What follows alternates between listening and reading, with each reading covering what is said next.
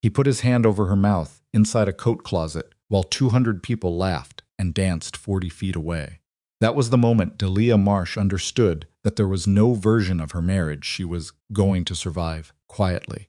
Grant's fingers pressed hard enough that she could feel her own teeth against the inside of her lip. His eyes, pale, flat, absolutely certain of themselves, told her everything. His mouth didn't bother to say, "You do not embarrass me tonight. You do not cry. You do not make a scene." The music outside was loud enough to cover anything short of a scream, and they both knew she would never scream. She had spent 6 years learning not to. If you have ever stood in a room full of people and understood that not one of them could save you, subscribe now and follow this story to its end. Drop a like and tell me in the comments what city or country you're watching from. I want to know how far this story has traveled, because what happens in the next 2 hours is going to make you question everything you thought you knew about silent survival and the kind of courage that doesn't look like courage at all until it's already over. The closet smelled like cedar and dry cleaning bags and someone's forgotten perfume. Delia counted the smells the way she had learned to count things during bad moments, something concrete to hold on to, while the rest of her went somewhere else. Cedar, dry cleaning plastic, perfume. The faint brass and leather smell of Grant's watch near her face. He held the position for 4 full seconds after the last thing he said to her, which had been low and careful and specific in the way that only people who have practiced this kind of conversation can manage. He wasn't yelling. He never yelled at events. Yelling left witnesses. What he did instead was compress everything into a tone that her nervous systems had learned to read the way other people read weather, something in the barometric pressure of his voice that told her body to get. Small before her brain had even processed the words. You walked away from Adelaide mid-sentence. You do that again tonight, and I promise you won't enjoy the drive home. Then his hand came up. He released her after the 4 seconds, smoothed his jacket, checked his cufflinks. He gave her that particular look, the one that was almost gentle.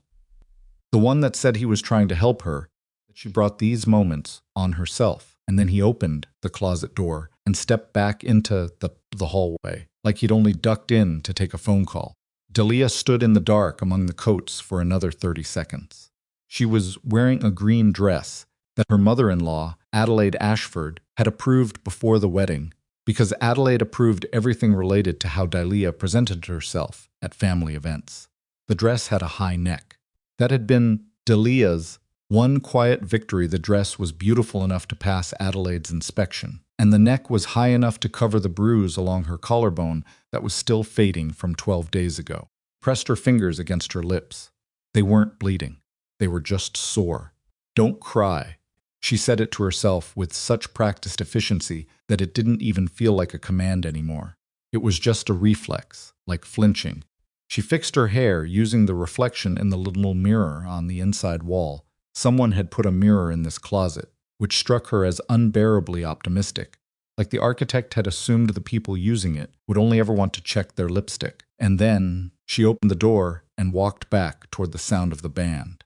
The wedding was her younger sister, Nora's.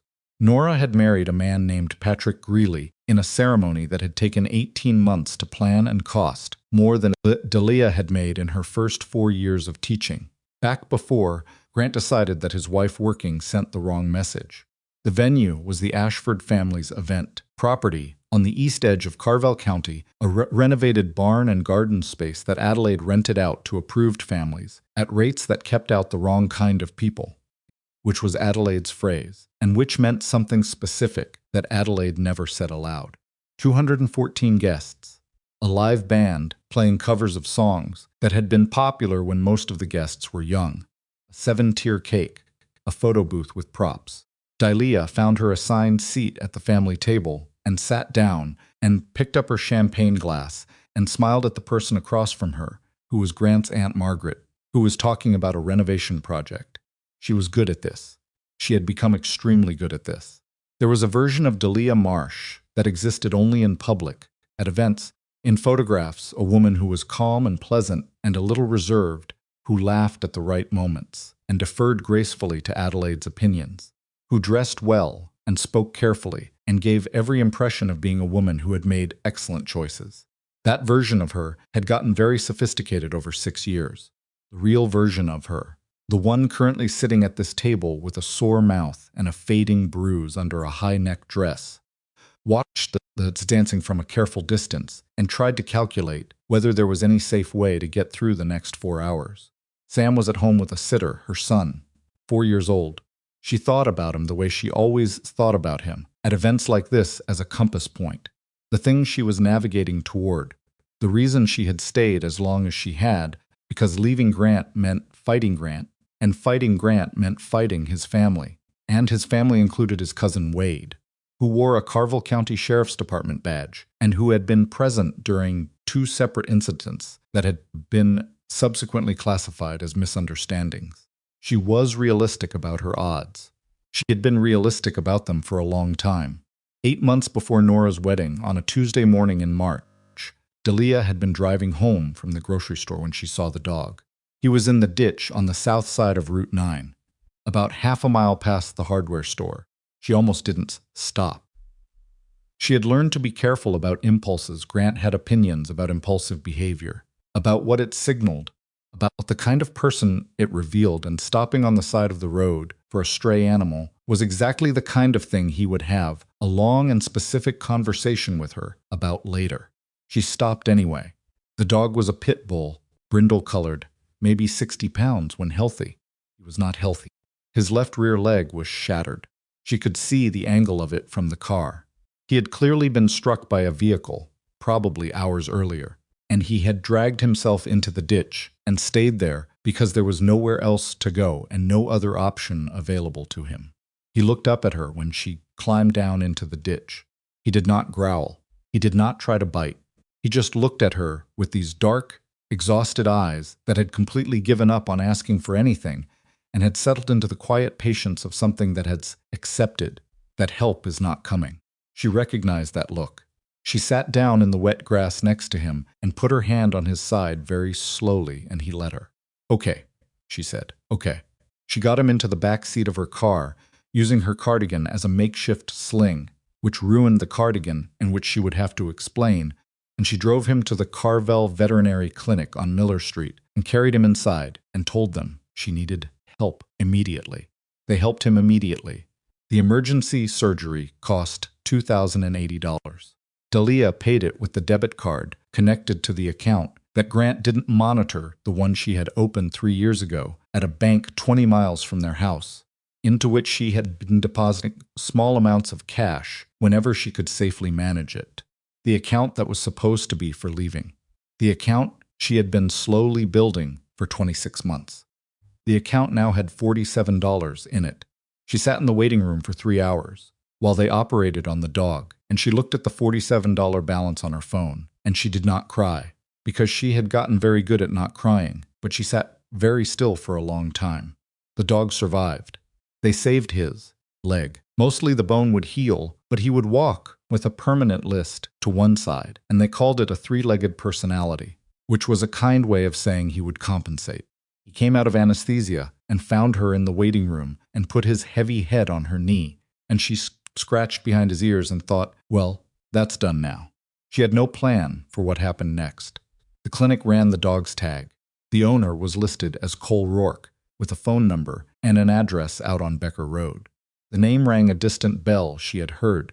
It mentioned at the edge of conversations in Carville County, usually in the same breath as the Iron Vale motorcycle chapter that operated out of the county's western edge. She didn't know specifics.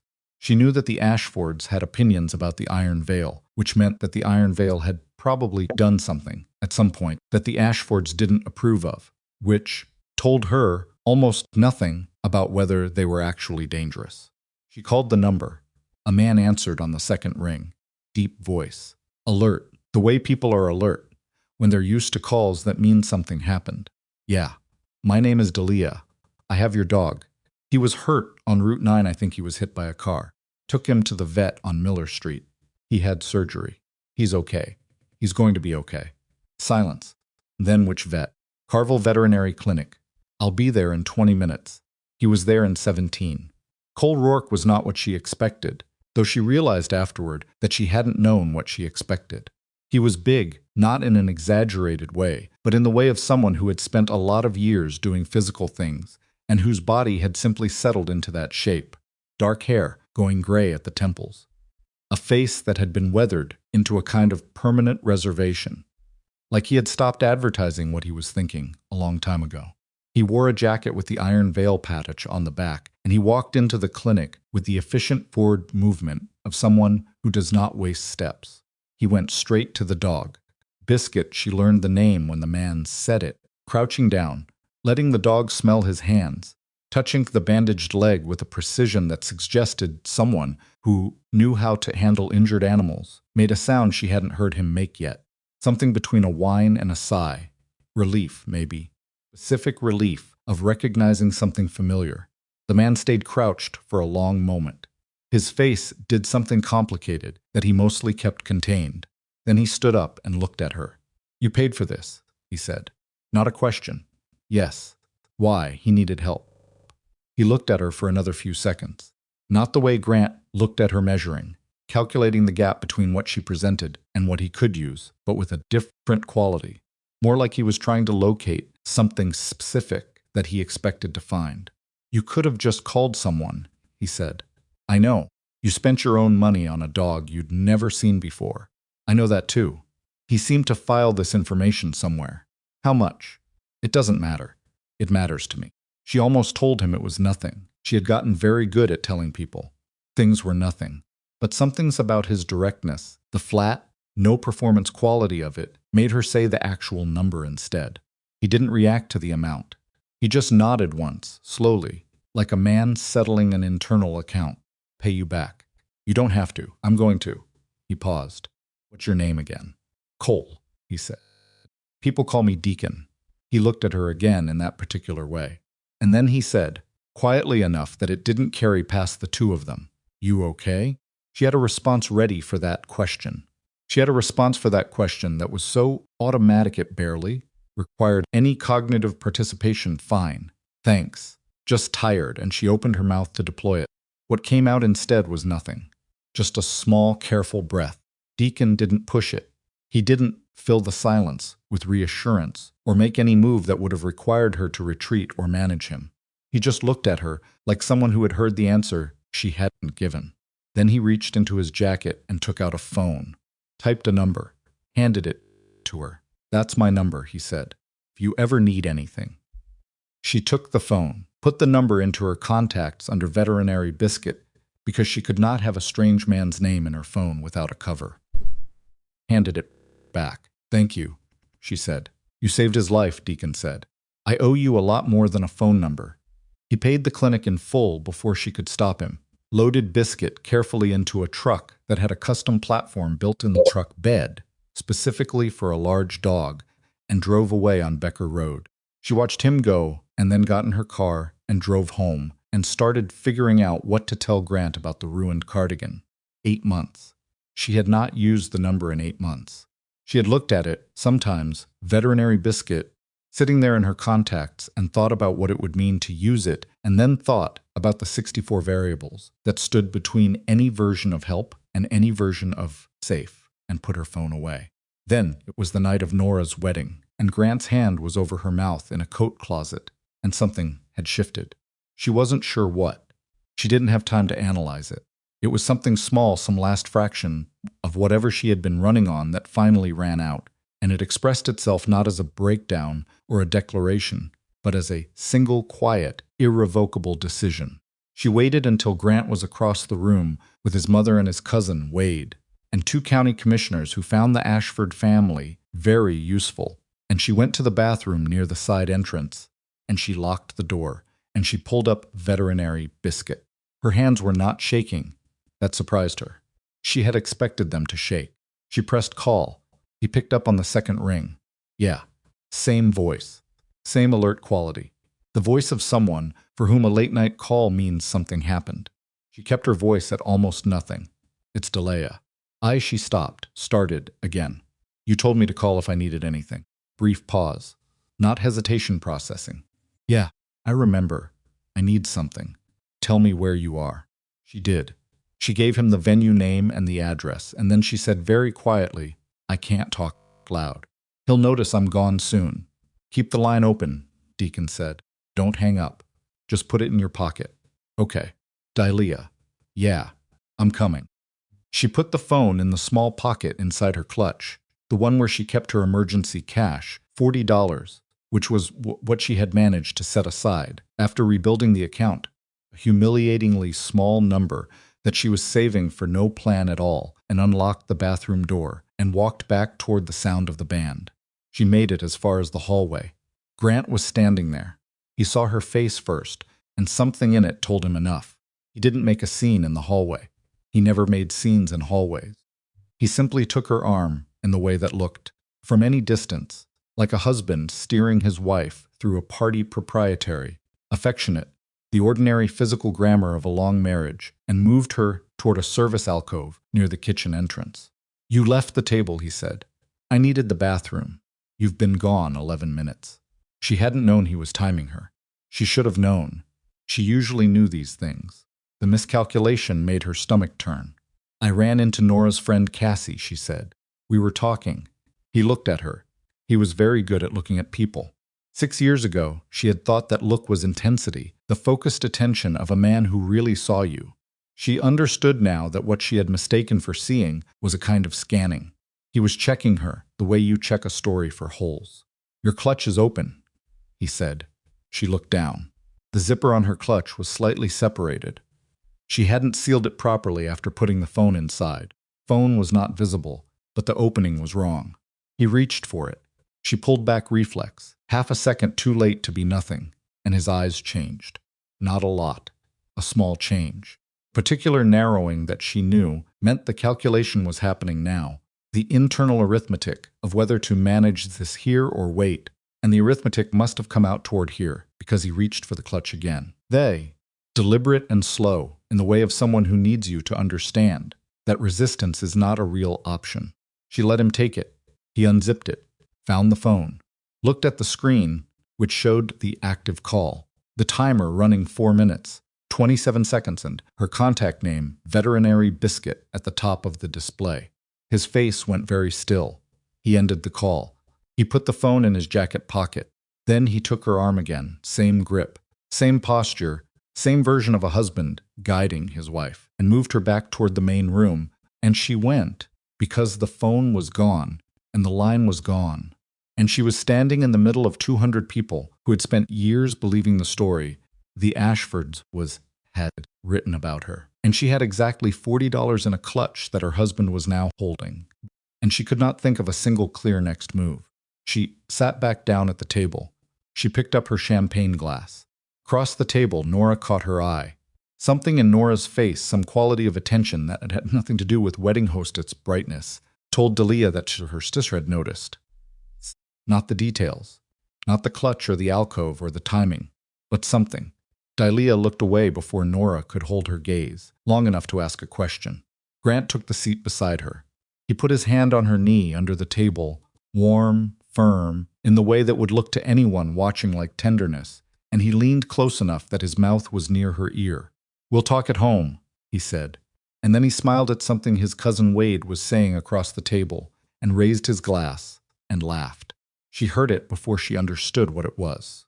A sound underneath the band, underneath the conversation, and the clinking glasses, and the particular acoustic warmth of 200 people, celebrating a low, rhythmic rumble that grew steadily until it was no longer underneath anything, until it was the primary sound, and then it was loud enough that the band faltered, and then people near the windows started moving toward them to look.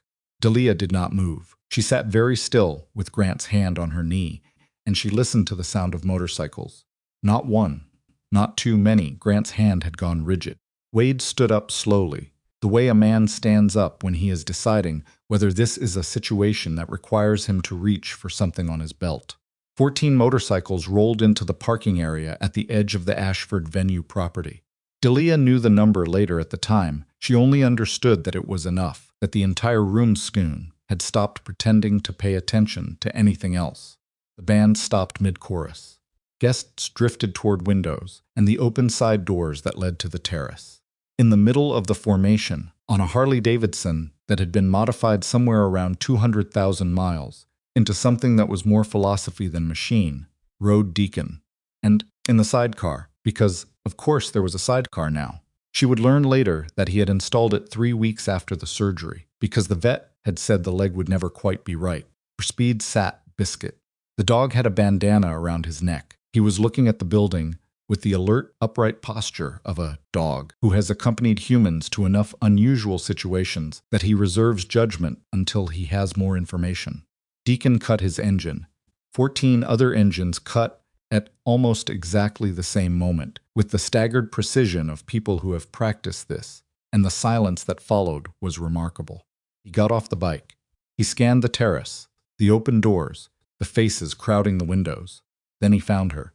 She was standing now. She didn't remember standing up, but she was on her feet at the edge of the terrace, and he looked at her from across the distance, with an expression that was almost nothing, that was so reduced and direct that she felt it travel all the way through 6 years of careful numbness. He didn't gesture. He didn't call out. He just looked at her, and the look asked, plainly as language, "Are you safe?" She walked across the lawn. She didn't run. She didn't look back at Grant. She didn't calculate or plan or prepare an explanation or manage anyone's reaction. She just walked across the manicured grass in her sister's wedding venue in the green dress that Adelaide had approved. And she walked until she was standing beside Deacon and Biscuit. Biscuit put his nose against her hand. She pressed her palm against the side of his wide head, and for one moment, one specific, uncomplicated moment, between one heartbeat and the next, she felt something she hadn't felt in so long that she had almost stopped believing it was real. Safe. Then she heard Adelaide Ashford's voice come through the venue's sound system, clear and measured and perfectly calibrated for 200 people. "Excuse me," Adelaide said. "I'm so sorry to interrupt the celebration. I just want everyone to know that we are completely fine. My daughter-in-law has been struggling, as some of you may know. We've been very worried about her." This is a gentle pause, the pause of someone performing concern. "This is one of her difficult nights. Please enjoy yourselves. Our security will make sure she's taken care of."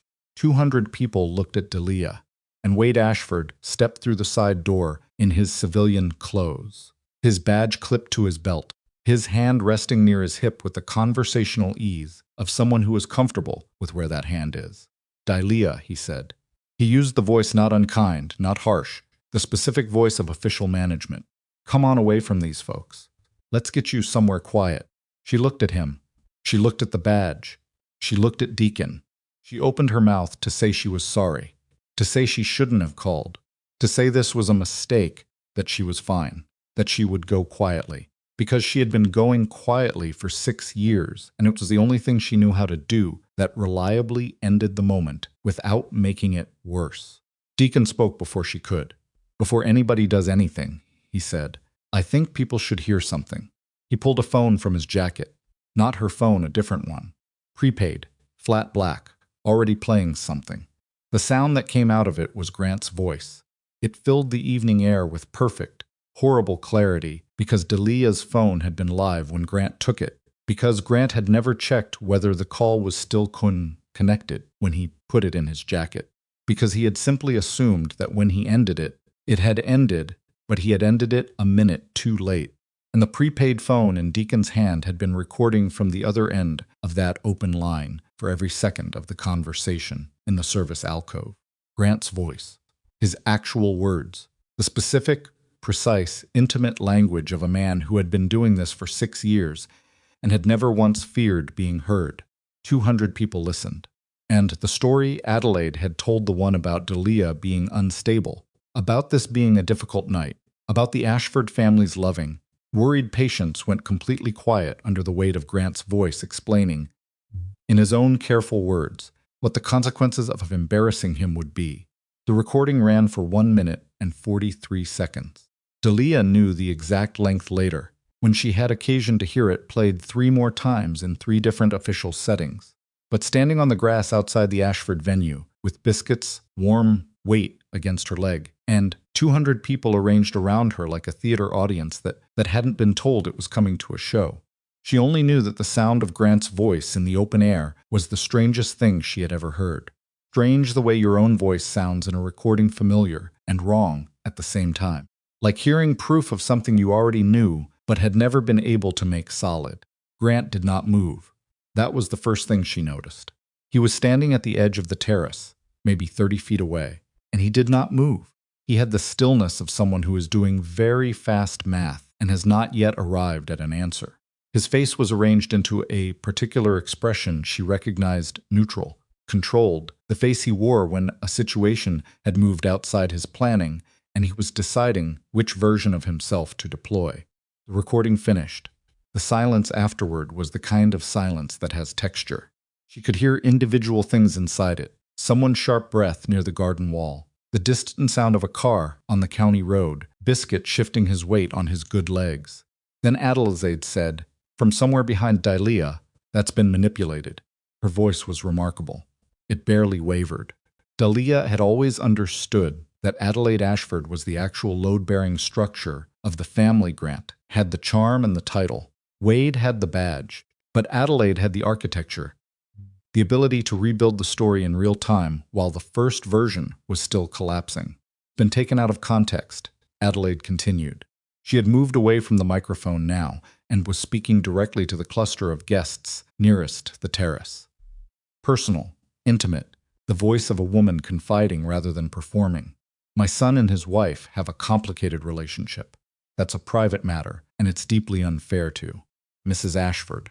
Deacon's voice was not loud, but it had a quality that carried anyway, a flatness that cut through ambient noise the way a cold wind cuts through conversation.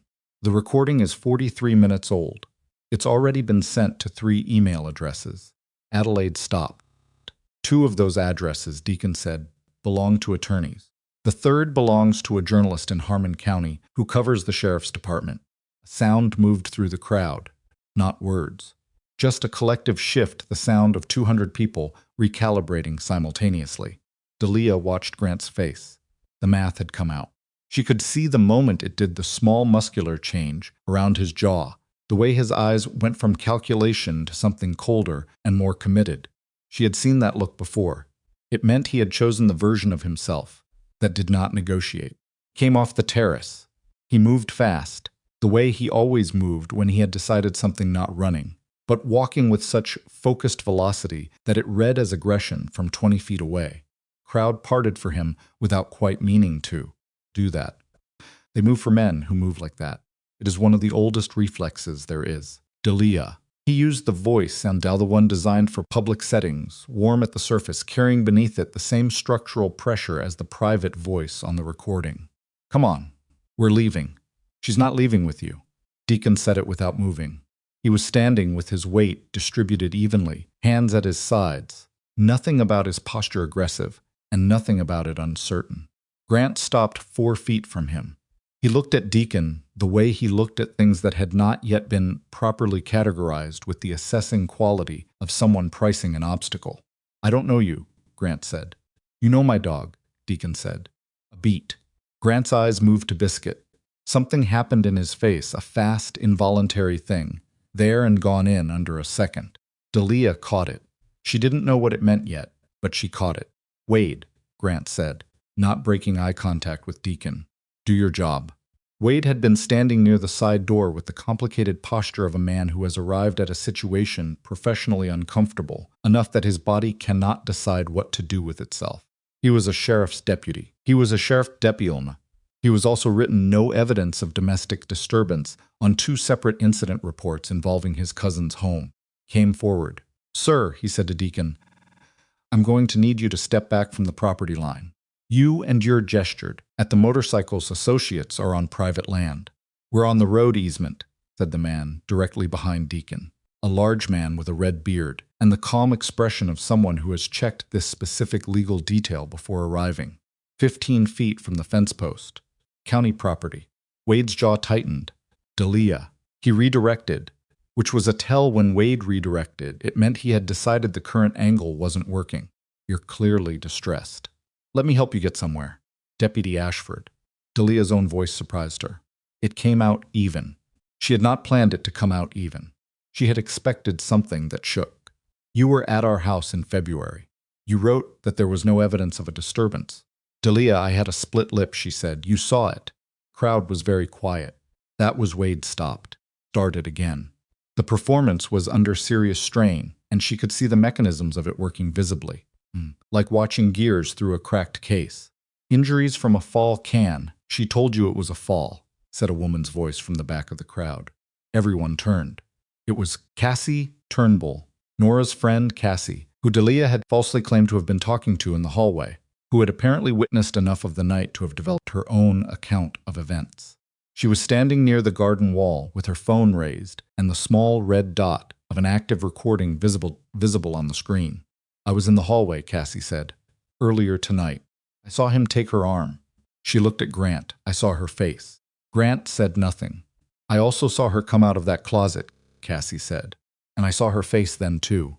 The thing about a story that has been maintained for 6 years is that its maintenance requires constant participation from everyone who benefits from it or fears the alternative. It is not a lie that one person tells. It is a structure that a community builds and inhabits, and its stability depends on everyone inside it, continuing to behave as though the walls are load-bearing. Cassie Turnbull had just knocked out a wall. Grant turned to look at her, and something about the angle of that turned the targeting quality of it, the specific way his attention moved onto Cassie, like a door being opened, made the man standing nearest to Cassie step sideways to put himself slightly in front of her. He didn't say anything. He just moved. The instinct was older than language. Cassie, Grant said, and his voice had shed its public warmth entirely now, and what was underneath it was the thing Delia had spent 6 years learning the topography of. You don't know what you saw. I know what a scared woman looks like, Cassie said. I know what it looks like when someone is trying not to cry in a hallway. I've known Delia for 8 years, and she used to laugh at everything. And she stopped laughing about 5 years ago. And I told myself it was marriage. It was just marriage. People change. She paused. I was a coward, and I'm done being a coward. Grant took one step toward her. It was one step. That was all. He may not have even intended it as a threat. It may have simply been his body expressing what his face had already decided. But it was one step toward a woman who had just publicly accused him, in front of 200 witnesses and at least 3 active phone cameras. And the red-bearded man behind Deacon moved at the same time, and 2 of the other Iron Veil members shifted their positions, and Wade put his hand up with the flat palm of a man, trying to stop something from escalating past the point where his options change. Grant. Wade's voice cracked across the lawn like something physical. Stop. Right there. Stop. Grant stopped. For the first time in the evening, he looked uncertain. Not afraid, she didn't think. She had ever seen him afraid, which was one of the things that made him effective, but uncertain. And uncertain was new enough that it changed the quality of the air around him. Delia watched him recalculate. Nora appeared at Delia's left shoulder. She moved with the focused efficiency of a woman who has been standing at a careful distance and processing for the last 4 minutes and has arrived at a conclusion. She put her hand on Delia's arm, not the way Grant put his hand on her arm. Completely different grammar. Something that asked permission in the act of touching. Del, she said quietly. How long? It was not a sentence with a question mark. It was a sentence with a weight in it. The weight of a sister who has reviewed 6 years of interactions through a new lens in the space of 4 minutes and does not like what she is seeing. Nora, how long has this been happening? Delia looked at her sister's face. Nora's wedding makeup was perfect. Her dress was perfect. There was a vein standing out at her temple that Delia recognized from childhood as Nora's anger tell. Nora had always telegraphed fury through that particular vein in a way she could never quite control. A long time, Delia said. Nora's intake of breath was almost silent. Why didn't you? She stopped. She closed her eyes for 2 seconds. When she opened them, they were wet but steady. Never mind. Never mind why. That's not the question. She looked at Grant across the lawn with the expression of someone who has just reorganized their entire understanding of a person. That's not the question at all, Nora. This isn't your. He was at Sam's birthday, Nora said. Her voice had dropped to something very controlled and very thin, the voice of someone keeping a lid on something forcibly. He held Sam on his shoulders. He was laughing. He gave a toast about. She stopped again. Del. He gave a toast about family. I know. Sam is 4 years old. I know. Nora's hand tightened on her arm. Not in the way Grant's hand tightened. In the completely different way of someone who is trying to make a physical argument for you, are not alone, because words feel insufficient. You're not going home with him, Nora said. Not tonight. Not ever. I don't care what. I don't care about the reception or the photos, or any of it. You're not going home with him. Across the lawn, Grant had pulled Wade into a conversation that was clearly not a conversation. It was a directive, delivered quietly, but with the posture of a man who expects to be obeyed, Grant's shoulders forward, his head lowered, his hands moving in the contained, emphatic gestures of someone making a point that they consider non-negotiable. Wade was listening. Wade was also looking at his phone, and then at the crowd, and then at his phone again, and the specific quality of Wade's expression, the expression of a man reading a situation and not liking the math, told Delia something she filed away carefully. Deacon appeared at her other side. Not close or respectful distance. The distance of someone who has calibrated carefully what kind of presence is useful right now. You okay? He said.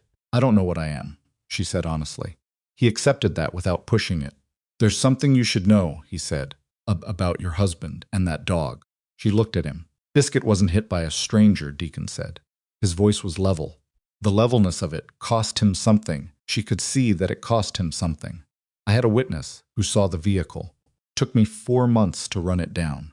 Plate was registered to a black Tahoe. She went still. Grant drives a black Tahoe, she said. He reported it stolen the day after, Deacon said. Then found. Damage to the front panel he called a parking lot incident. Paid cash at a body shop in Harmon County. He paused. I think your dog recognized him when he came across the lawn. She thought about the way Biscuit had pressed against her leg from the moment she walked out onto the grass. She thought about the sound the dog had made in the vet's waiting room, not fear, she had thought at the time. But it wasn't fear of strangers, it was the recognition of one specific thing. He knew, she said. Yeah, Deacon said. He knew. She looked at Grant across the lawn. He was still talking at Wade. He had not looked at her in the last 90 seconds, which meant he had moved into the mode of managing the situation rather than managing her, which meant he considered the situation the larger problem. She thought about the black Tahoe. She thought about Biscuit's leg, the veterinary bill, the $2,080 that had emptied her escape account and left her with $47 and no plan. She thought about the fact that the thing that had cost her the escape money, the thing that had felt like an impulse she couldn't explain, the thing that had put Deacon's number in her phone, all of it traced back to the same man who had put his hand over her mouth in a coat closet 3 hours ago. The geometry of it landed on her like something structural giving way. He hit the dog, she said. Not a question. I can't prove it in a courtroom, Deacon said. Not yet. But the body shop receipt exists. The witness statement exists. And about 20 minutes ago, your husband looked at Biscuit and said Deacon paused, and something moved through his face, controlled and cold. He said the dog was worthless, that it should have been put down. When I told him Biscuit recognized him. He didn't deny it. Deacon looked at her steadily. He didn't even try. Wade came back across the lawn alone. He was walking differently than he had been walking earlier.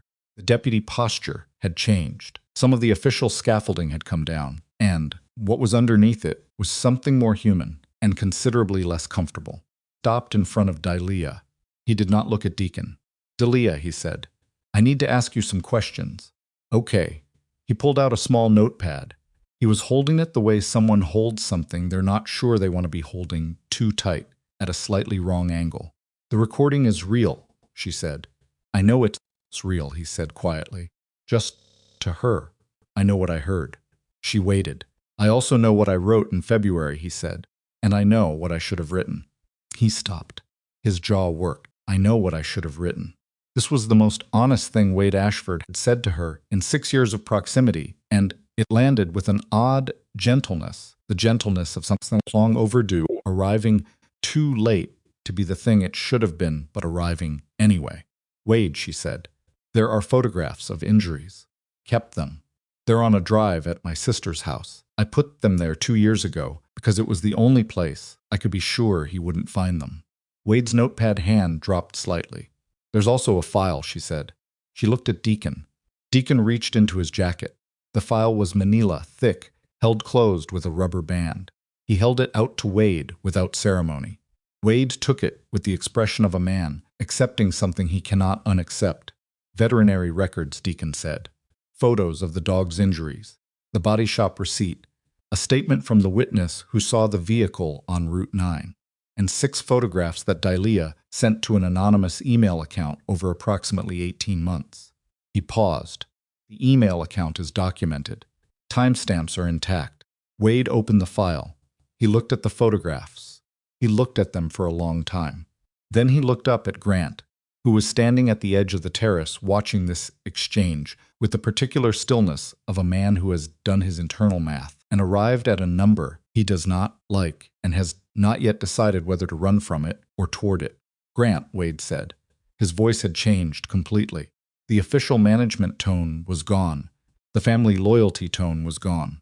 What was left was flat and tired, and 20 years younger than the rest of him. The voice of a person who had been carrying a weight that he had just now decided to put down. I need you to stay right there. Grant looked at him. Wade. Grant's voice had the specific quality of a man reminding another man of debts. Think about what you're doing. I have been thinking about it, Wade said. For about 2 years. He reached to his belt. I'm sorry it took this long. The handcuffs came out. And Grant Ashford, who had spent 20 years in Carvell County, building a story about himself that had survived every challenge, who had used a badge and a family name and 200 wedding guests as the architecture of his protection, looked at his cousin's face and understood for the first time that the architecture had failed.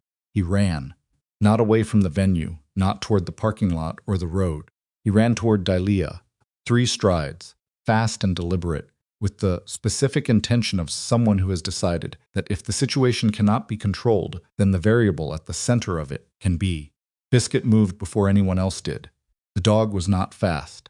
The leg had never come fully right, and he had a rolling, compensating gait that looked ungainly until it didn't. He put himself between Grant and Delia with a sound that had nothing domestic in it. A sound from somewhere older than training, and Grant stopped.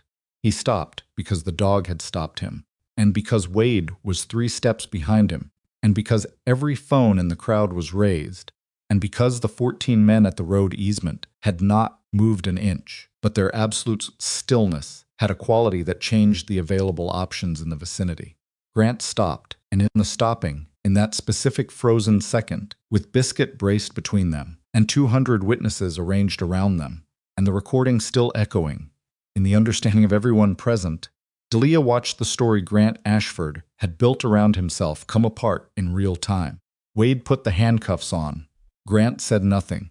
He looked at Delia once, a long, final look that she held without flinching, without looking away, and then Wade moved him toward the parking area, and the story was over. What came next was not a story yet. What came next was something she had no practiced moves for, no 6-year training in survival, no calibrated reflexes to draw on.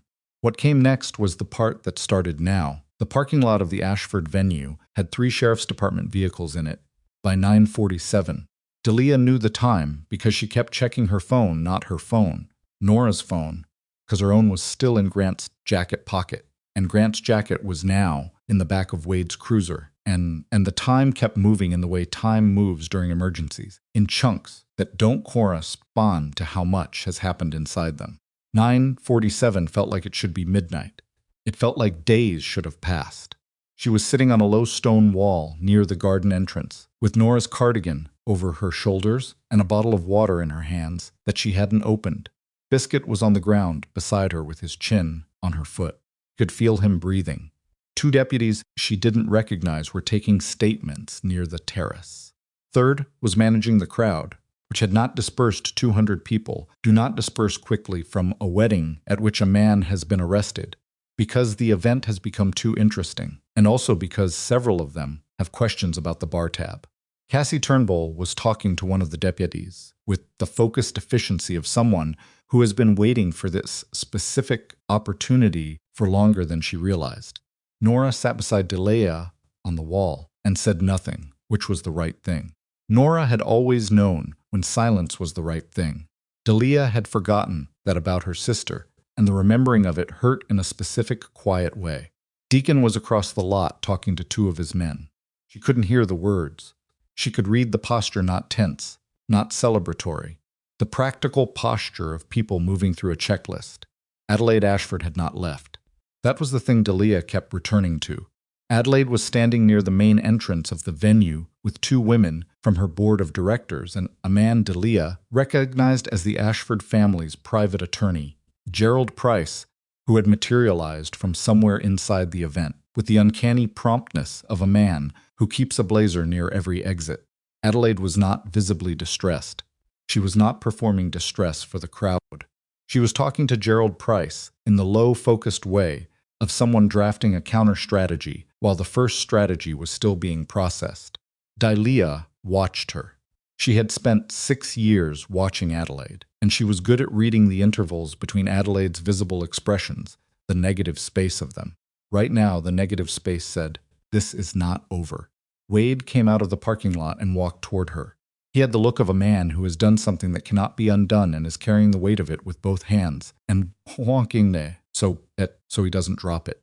He crouched in front of her rather than standing over her, which she registered as deliberate. "He's in custody," Wade said. "They're transporting him to county." "Okay. I need to ask you something, and I need you to tell me the truth." "I've been telling the truth," she said, flatly. Not aggressively, she didn't have the energy for aggression. Just factually. Wade accepted this. "I know." He stopped. His hands were on his knees, and he looked at them briefly, then back at her. "Photographs in that file. The ones you sent to the email account. Some of them go back 4 years. "Yes. Why didn't you bring those to us 4 years ago?" She looked at him for a long moment. She let the silence sit there and do its work. Wade looked away first. "Okay," he said quietly. "Fair answer." He straightened up. "I need the password to the email account so we can pull the full archive. There may be more documentation than what's in the file. I'll give it to you." She paused. "I want a copy of everything first." "That's reasonable. And I want someone from the County DV Advocate's office present when I give my formal statement, not just deputies." Wade nodded. He pulled out a card and wrote a number on the back. "That's the direct line for the County Victims Services Coordinator. Her name is Paula. You can call her tonight." She took the card, started to stand, then stopped. He was still crouched, balanced on the balls of his feet, and he looked at her with the expression of a man paying a debt he knows is insufficient. "Delia," he said. "I'm sorry, I know you are," she said. "That's not enough." "No," she said, "it isn't." He stood up and walked back toward the parking lot, and she watched him go. And, she thought, he'll do the right thing now. He'll do it now because there's no other option.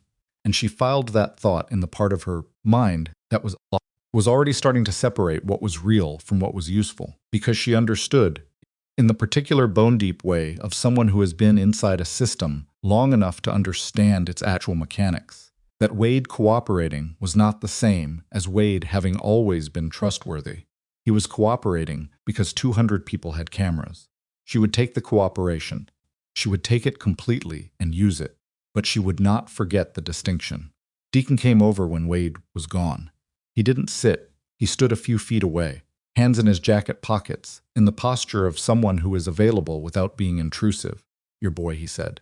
"He's home with a sitter?" "Yes." "You want someone to go make sure everything's okay there?" "Just drive by. Make sure the house is quiet." She thought about it. She thought about the sitter, a college girl named Petra, who watched Sam 3 nights a week, and who had no idea that anything unusual was happening tonight. She thought about Sam asleep in his room with the nightlight that projected small animals on the ceiling, his particular way of sleeping with one arm over his head like he was hailing a cab. "Yes," she said, "please." Deacon said something to the red-bearded man without raising his voice. The man nodded once and walked to his bike. "He won't go to the house," Deacon said. "Just drive the street. Make sure it's normal." "Thank you." He nodded. He was quiet for a moment in the way he was sometimes quiet, not uncomfortable, not filling space, just present. "There's something else," he said. Something in his tone changed register. Not worse, exactly. More careful. The tone of someone who has decided that a thing needs to be said and is choosing the moment. "The body shop in Harmon County," he said. "The one where Grant had the Tahoe repaired." "Yeah. The owner talked to me about 3 months ago. He didn't want to go on record he has a family. He does work for several county contractors. He understood what going on record against the Ashfords meant. Deacon paused. But he told me something that isn't in the file. Delia waited. He said Grant came in with the truck the morning after Biscuit was hurt, Deacon said. But he wasn't alone. She went very still. Who was with him?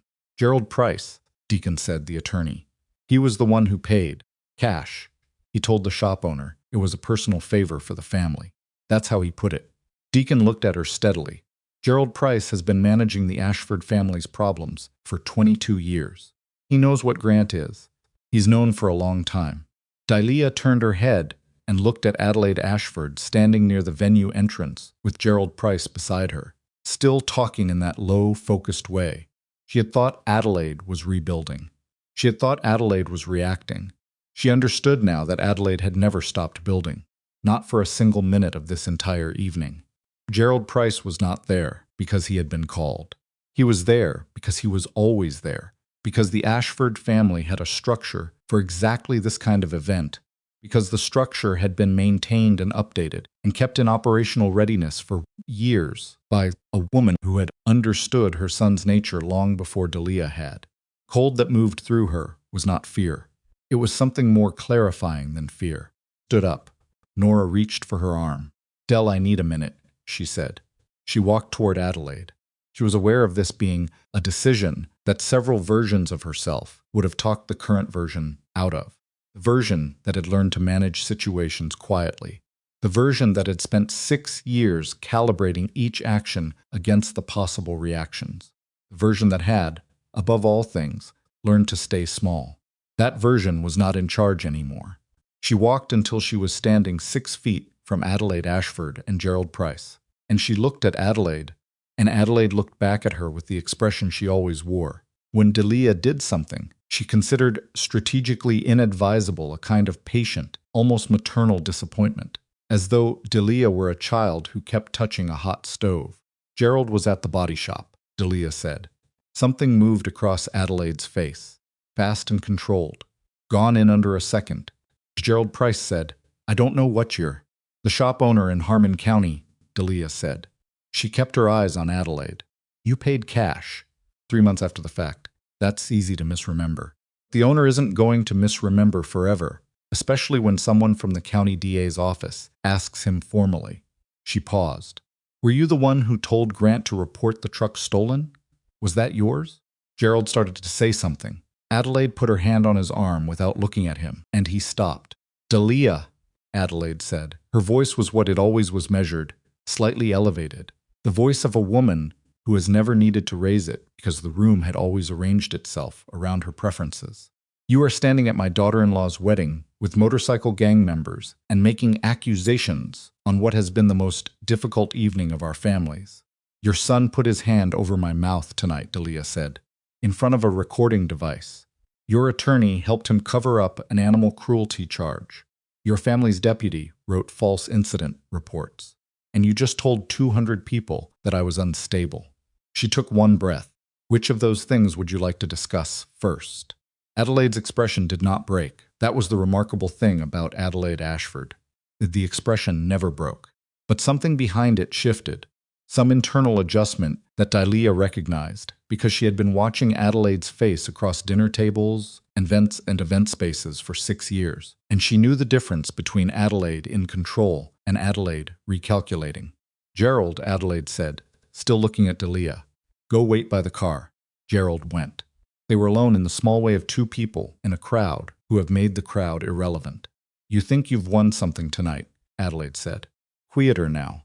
The performance completely gone, which was, in some ways, worse, because what was underneath the performance was not cruelty, exactly. It was something more impersonal. The cold managerial quality of a woman who has never seen other people as quite real enough to require the same consideration she gave to strategy. You haven't. Grant will have representation by morning. The recording is inadmissible, and I know what's admissible, Delia said. I've been researching this for 2 years, a pause. The photographs are admissible, Delia continued. The veterinary records are admissible. Cassie's statement is admissible. Wade's amended report will be admissible. and the body shop owner's testimony, if he's offered sufficient protection and formal assurance, will be admissible. She looked at Adelaide directly.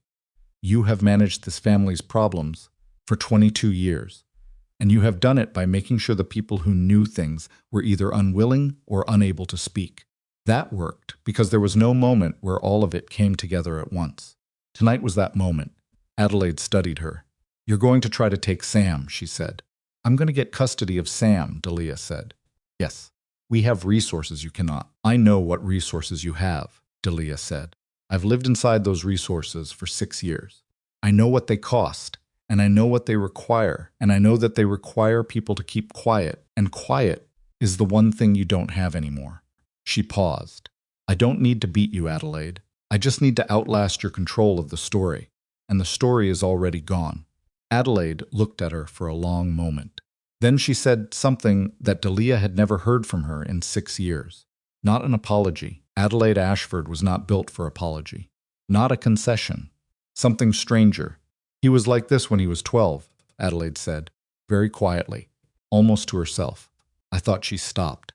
Her jaw tightened in a way that made her look, briefly, like someone other than the person Delia had known. Like someone older and more tired and less certain. I thought I could manage it.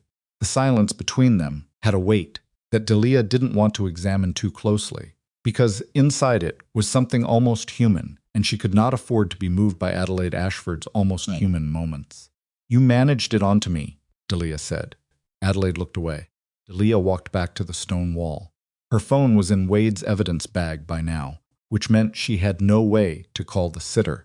No way to check on Sam directly, and no way to reach the 2 attorneys she had been building a mental list of for the last 14 months' names gathered from a domestic violence resource guide she had read in a library bathroom in Harmon County on a Tuesday afternoon when she had told Grant she was at a dental appointment.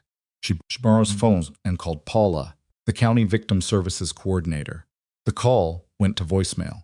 She left a message that was factual and clear and contained every relevant detail in under 90 seconds because she had rehearsed some version of this call in her head approximately 200 times, and the rehearsal paid off. Then she called the sitter. Petra answered on the first ring. Slightly alarmed voice, it was after 10, which was past the expected return time.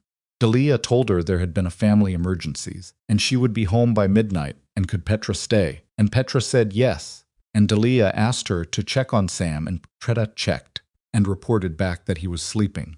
The animals on the ceiling are still going, Petra said, meaning the projector nightlight. Fine. Delia closed her eyes for 1 second. Thank you, she said. She handed the phone back to Nora.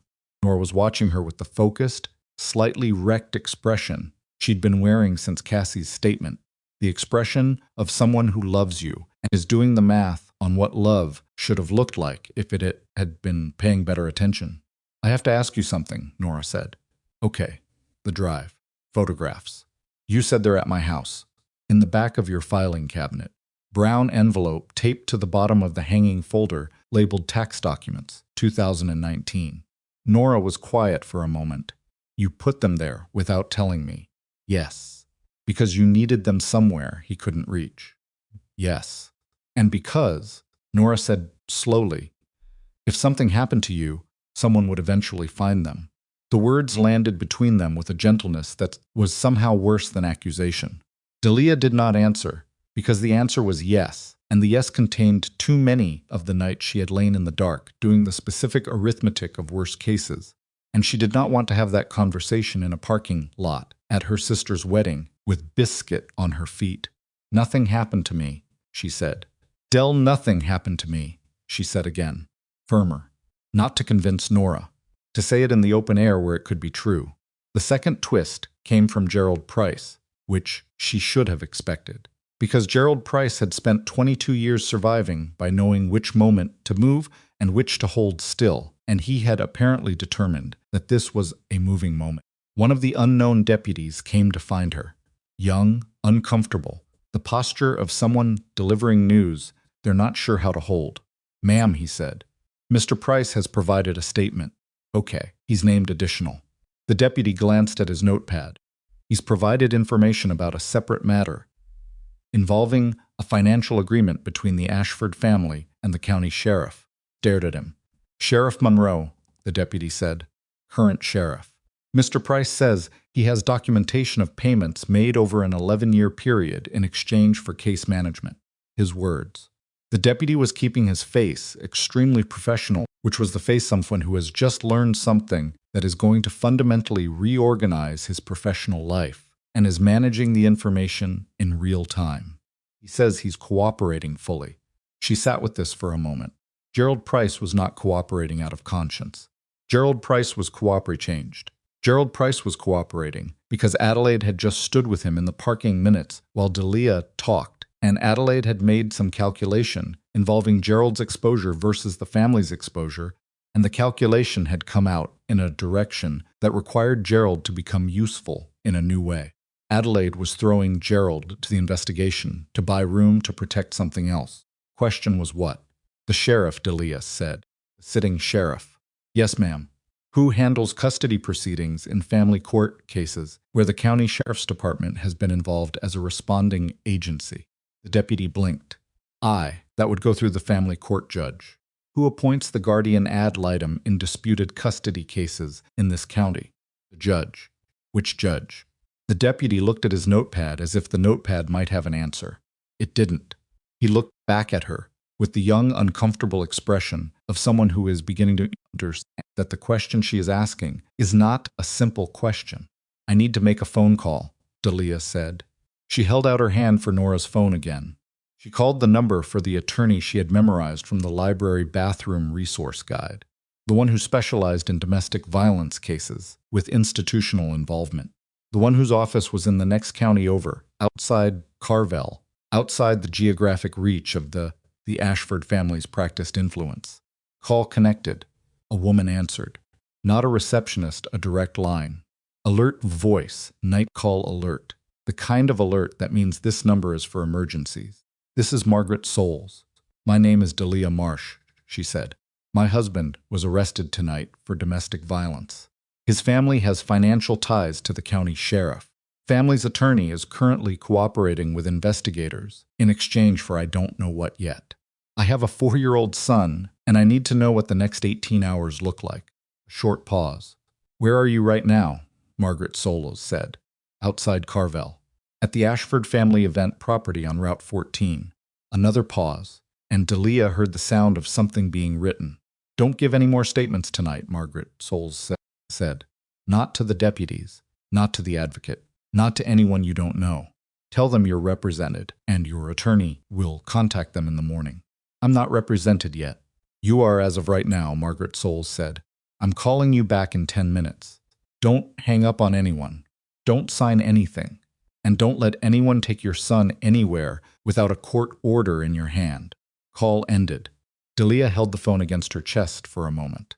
She had not planned for any of this. She had not planned for tonight, not the recording, not Deacon arriving, not not Cassie's statement or Wade's handcuffs, or Adelaide's parking lot confession, or Gerald Price's strategic cooperation. She had planned for leaving in a quiet, careful way with $47 and no real timeline. Plan was completely gone. What had replaced it was messier and faster and far more public than anything she would have chosen, and it was running on its own momentum now, in the way of things that cannot be walked back. And the question that pressed against the inside of her chest with a physical quality, with the sensation of something structural under extreme load, was not whether she could survive what had already happened. The question was whether she could survive what Adelaide Ashford had not yet done, because Adelaide was still in the parking lot, and Adelaide had not for a single moment of the last 40 minutes looked like a woman who had lost. Margaret Soules called back in 8 minutes. Delia was standing near the garden wall, with Nora's phone pressed hard against her ear, and Biscuit sitting on her left foot, the way he had been sitting on her foot for the last hour, his warm weight a specific kind of anchor. And she listened to the attorney's voice with the focused stillness of someone who has learned that listening is itself a form of action. I've made 3 calls, Margaret said. Here's what the next 18 hours look like. Tonight, you do not go back to the marital home. Do you have somewhere to go? Sister, go there. Take nothing from the marital home tonight. No clothes, no documents, nothing. Any retrieval of belongings goes through me with a deputy escort. Understood? Understood. In the morning, I'm filing an emergency protective order application before the family court opens. Given what's on that recording and the arrest tonight, we should have a temporary order by noon. A pause, and Delia heard a keyboard. The custody question is more complicated. You mentioned institutional ties between the Ashford family and the county sheriff. Tell me specifically what the deputy said. She told her. All of it, Gerald Price's statement. The payments, the 11 years, the sitting sheriff's name. Told it in the flat, sequential way she had learned to tell things. Facts in order, no editorializing, no emotion coloring the delivery. Margaret Soles was quiet for 4 seconds. That's a significant complication, she said. Not for the protective order, that's family court, different bench. But for the criminal case, if the county sheriff's department is compromised, there's going to be pressure to move jurisdiction. That creates a window. A window for what? For the Ashfords to argue that the arrest itself was irregular, that the chain of custody on the evidence is tainted, that the recording was played publicly in front of 200 witnesses, Deci said. At least 40 of whom have their own copies on their phones by now. A beat. You're right, Margaret said. That's actually yes. That limits the suppression argument significantly. The keyboard again. Okay, here's what Adelaide Ashford is doing right now. Dilatia straightened. She's not trying to get Grant out tonight, Margaret said. She knows she can't. What she's doing is laying groundwork for the custody fight, because that's the lever she still has. Grant loses the criminal case likely, given the evidence, but a criminal conviction doesn't automatically determine custody. She'll argue instability. She'll argue that your relationship with the Iron Veil chapter makes you an unfit environment for a child. She'll find a guardian ad litem who owes the family something, Delia said. Possibly, yes. Margaret's voice was direct in the way of someone who respects the person they're talking to enough to tell them the actual shape of the problem. She had 20 minutes while you were talking to deputies and making calls. That's enough time for Adelaide Ashford to make 2 phone calls that matter. Which 2? The family court judge's clerk, and whoever she plans to nominate as Sam's guardian ad litem. Cold that moved through Delia was not the garden evening cold, not the chill of a night in late summer. It was internal. The specific cold of understanding a threat accurately. She looked across the parking lot. Adelaide was gone. Not gone left, her car was still there, a black Lincoln that the Ashford family used for events.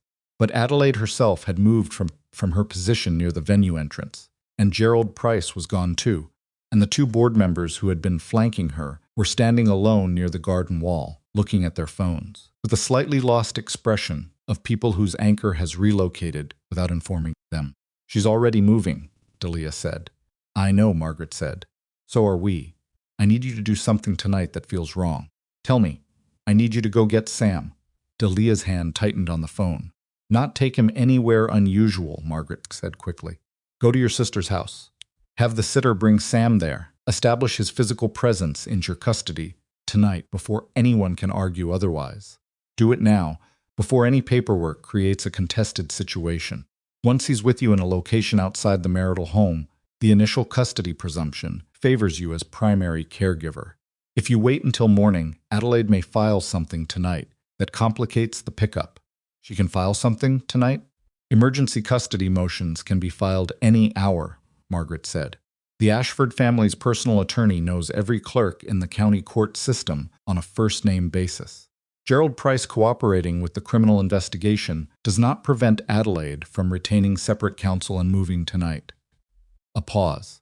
How far are you from your sister's house? 20 minutes. Go now. She found Deacon near the bikes. He was talking to the red-bearded man, whose name she had learned by now was Garrett, said with the blunt economy of someone who considers his own name an administrative fact rather than a personal introduction, and they both looked up when she came toward them with the particular walk of someone who has somewhere to be immediately. I need to get to my son, she said to Deacon. My attorney says tonight, right now. Deacon didn't ask questions. He looked at Garrett. Garrett was already moving toward his bike. Nora's driving me, Delia said. We'll follow, Deacon said. You don't have to. Adelaide Ashford left this parking lot 4 minutes ago, Deacon said, in the direction of town. He looked at her steadily. We'll follow. She thought about arguing. She thought about what arguing would cost against what the alternative might cost, and she walked back to Nora. They moved in a convoy that Delia suspected looked extraordinary from the outside Nora's white hatchback, followed by 7 motorcycles, which was not the full Iron Veil contingent, but was the subset that Deacon had apparently selected based on some internal criterion, with Biscuit in the sidecar, and the whole formation moving through the county roads at a speed that was legal and deliberate and radiated a quality of intention that other drivers on the road responded to by pulling. Nora drove with both hands on the wheel, and her jaw set and said nothing for the first 5 minutes. Then she said, "My wedding." "I know," Delia said. "It's my wedding night, and I'm in a police convoy going to get your son from a babysitter."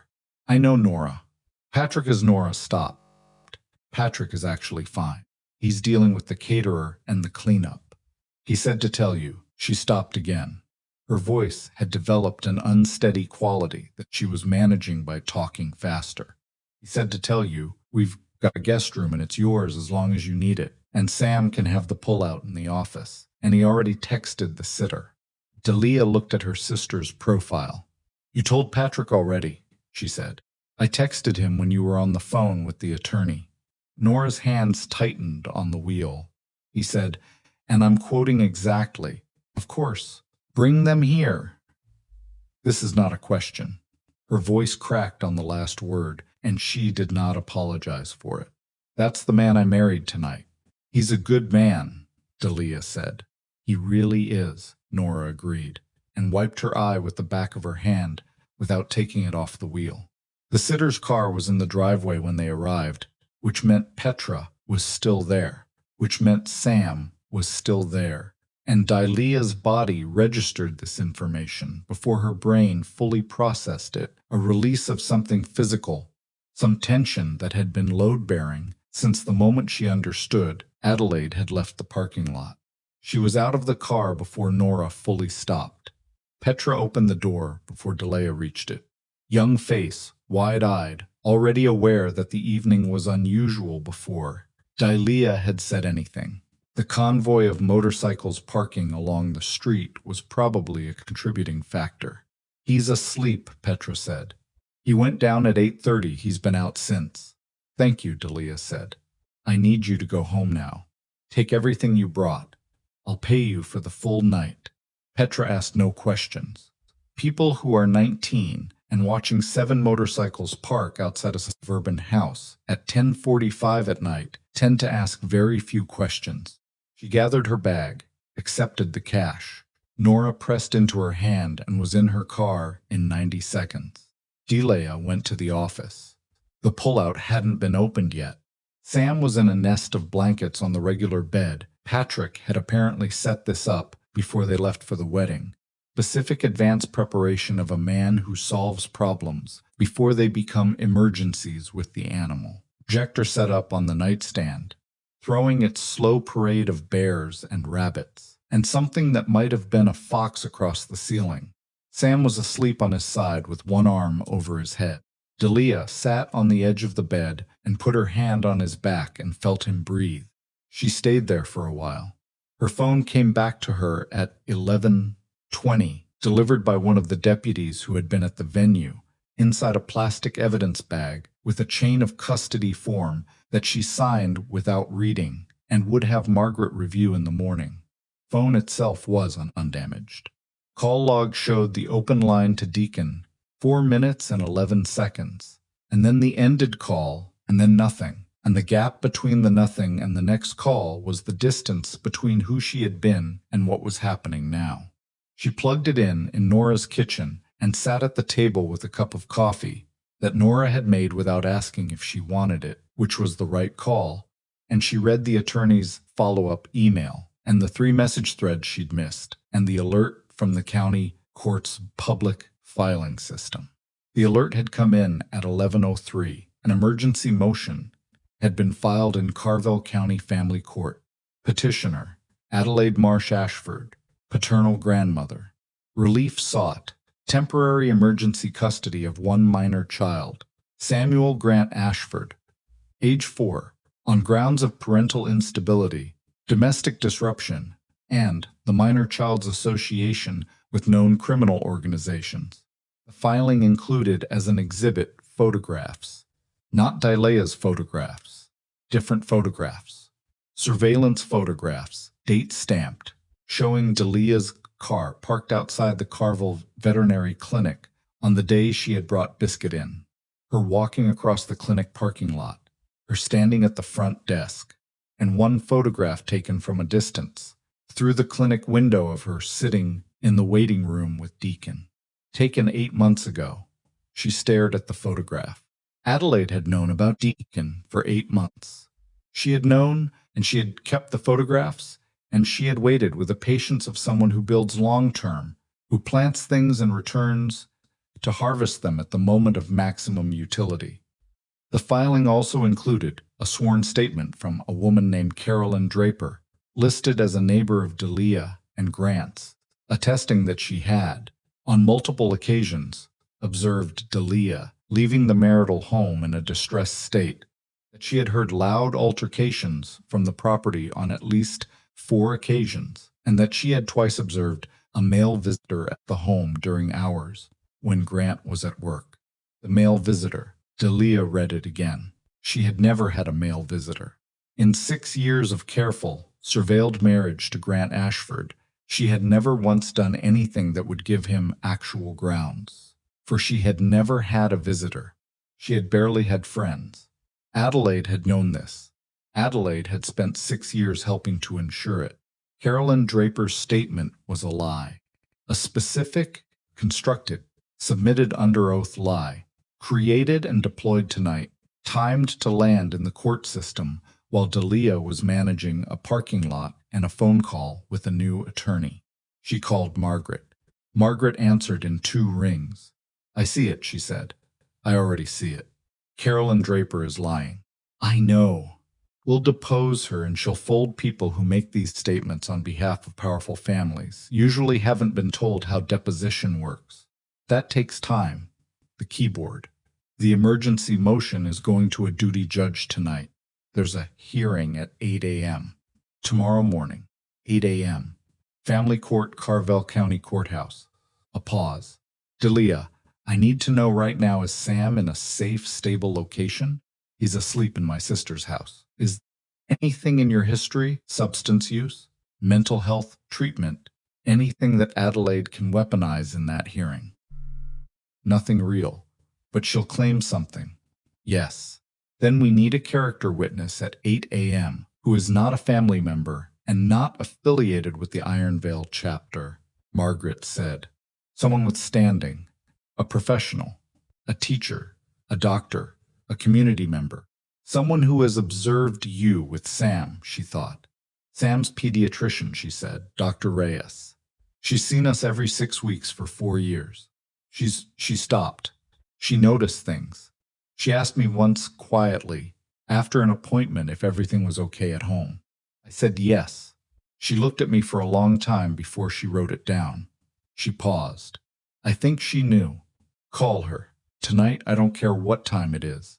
Leave a message if she doesn't answer. I'll follow up first thing." The keyboard again. "I'll also be filing a counter motion tonight, challenging the evidentiary basis of Adelaide's filing, and specifically challenging the surveillance photographs as potentially illegal under state privacy statutes, depending on where they were taken and whether they were commissioned by an agent of Grant Ashford prior to tonight, which, if they were, creates an interesting overlap with the criminal case." "She's been building this for 8 months, Delia said. "I know," Margaret said. "She's good." A short pause. "So are we." Deacon was sitting on Nora's front step when she came outside at 11:50, not sitting in the way of someone who had planned to stay sitting in the way of someone who had sat down for a moment and not yet found a reason to stand up. Biscuit was beside him. The other bikes had gone. Only Deacon's remained at the curb. the sidecar empty. She sat down next to him. The night was warm in the way of late summers that haven't gotten the message that the season is ending. Somewhere down the street, a sprinkler was running, the soft rhythmic sound of it the only thing moving. Adelaide filed for emergency custody, she said. He was quiet. She had photographs of me from 8 months ago at the vet clinic. She's going to use my association with you as evidence that Sam's environment is unsafe. I figured she'd try something like that, he said. She looked at him. You figured she's not stupid, he said. I've been in Carville County a long time. You learn the architecture of how a family like that works. He picked up a small piece of gravel from the step, looked at it, set it down. Whatever she does with those photographs, I'll give a statement if it helps. I'll do whatever the attorney thinks is useful. It might make it worse, Delia said. Statement from the Iron Veil chapter leader, saying he's a safe and stable. I know, he said. I know what I look like on paper. He said it without bitterness. The matter-of-fact acknowledgement of a man who has known for a long time how the space around him gets read by people who only see the surface of it. That's why it's your call. Whatever you need. I'm not the point of this. She looked at the street, the sprinkler, the orange circle of a streetlight on wet pavement. You had that file for months, she said. The photographs, the body shop receipt, the whole thing. Yeah, you were building a case. I was making sure that if you ever called, I could actually help. He was quiet for a moment. Biscuit could have died on that road. You spent your escape money saving a dog that belonged to a stranger. I wanted to be. He stopped. He was not a man who completed sentences about what he wanted to be. He left it there, and she understood it without the completion. I wanted to make sure the call meant something, if it ever came. She thought about the $47. She thought about all the Tuesday afternoons, all the library bathrooms, all the careful, quiet preparations that had come to nothing and been rebuilt from nothing and come to nothing again. And then tonight, when she had not planned anything, when there was no plan at all, when it had simply been a woman in a coat closet with 4 words left in her and a number in her phone under a dead dog's name, and somehow that had been enough to start the thing that could not be stopped. I have a custody hearing at 8 a.m., she said. I know. He stood up, brushed off his jeans. Get some sleep. I don't think that's possible. Try anyway. He looked down at her, the particular look that had no performance in it, no management of her. You've been running on fear for a long time. Fear's a fuel, but it burns dirty. You need something else for tomorrow. He walked down the steps to his bike. Deacon, she said. He turned. Thank you, she said, for the file, for tonight. For she stopped, because the list was too long and too dense, and she didn't have the right words for most of it, and she was so tired that the words she did have were not behaving correctly. He nodded once. The nod of a man who does not need the words and is not going to make her produce them anyway. He started the bike. She watched the taillight move down the street until it turned the corner, and then she sat on the step, alone, with Biscuit's warm weight against her leg, and the sprinkler running somewhere in the dark, and the knowledge of what 8 a.m. meant pressing against the inside of her chest with a physical intensity that she recognized as the purest form of the thing she had been carrying for 6 years, finally out in the open, finally wearing its actual name. She was not afraid of Grant anymore. Grant was in a county cell with a felony charge and a recording that 200 people had already heard, and nobody was going to unhear. What she was afraid of, what sat on Nora's front step beside her in the summer dark with its full weight and its full shape, no longer compressed or disguised or managed into something more survivable, was Adelaide Atchford in a family court hearing room at 8 in the morning, with a duty judge who might have received a phone call tonight, with a Carolyn Draper who would sit in the witness chair and repeat a lie under oath, with 6 years of carefully constructed narrative about Delia's instability, arrayed like architecture around a 4-year-old boy who was asleep inside, with animal shadows moving across his ceiling. She went inside. She sat at the kitchen table with the court filing on Nora's laptop and her new attorney's email and a legal pad and a pen, and she began writing down every name, every date, every incident, every conversation she could remember in sequence from the last 6 years. In the clear, specific, unemotional way she had taught herself to record things the way that doesn't sound like a woman falling apart, the way that sounds like a woman who has been paying attention. She wrote until 3 in the morning. Then she put her head down on the legal pad and slept for 4 hours without dreaming. And when she woke, the kitchen was pale with early light, and Biscuit was asleep under the table, and somewhere in his house Sam was moving. The small soft sounds of a 4-year-old waking up, and she lifted her head from the paper and looked at the window and thought, 8 a.m. Whatever Adelaide had built overnight, whatever the duty judge had been told, whatever Carolyn Draper had been coached to say it was going to meet. At 8 in the morning, the 43 pages she had just written in longhand on a yellow legal pad, and the 4 years of pediatric records with Dr. Reyes's quiet observations, and a recording that 200 people already had on their phones, and an attorney who had been making calls since 11 p.m. Delia stood up. She washed her face at the kitchen sink. She dried it with a dish towel. And she looked at herself in the dark window glass. The green dress, the ruined hair, face that was tired in the specific way of someone who has been tired for 6 years and is done, pretending that tired is the same as finished. And she thought, with a clarity that was almost calm, Adelaide has never met a woman who has already lost everything once and decided that was enough. Courthouse was 20 minutes away. She had 4 hours and 53 minutes. Carville County Family Courthouse opened its doors at 7:45. Delia was on the steps at 7:20 with Margaret Soules beside her, a woman in her mid-50s with short gray hair and a dark suit, and the particular quality of stillness that belongs to people who have spent decades walking into rooms designed to be intimidating and have stopped finding them so. Pauline 16, Margaret carried a leather briefcase that was worn at the corners in the way of something used constantly rather than displayed, and she walked up courthouse steps the way other people walk into their own kitchens, like the space already belonged to her before she entered it. Nora was there. Patrick was there. He had driven separately to bring Sam to Nora's mother's house, across town, a neutral location, not the marital home, outside the immediate geography of the Ashford family's reach, and then driven directly to the courthouse. Arriving at 7:30 with 2 coffees in a carrier and the steady, low-key presence of a man who has decided that today he is useful and is going to be useful without requiring instruction or acknowledgement. Delia accepted the coffee. She held it without drinking it.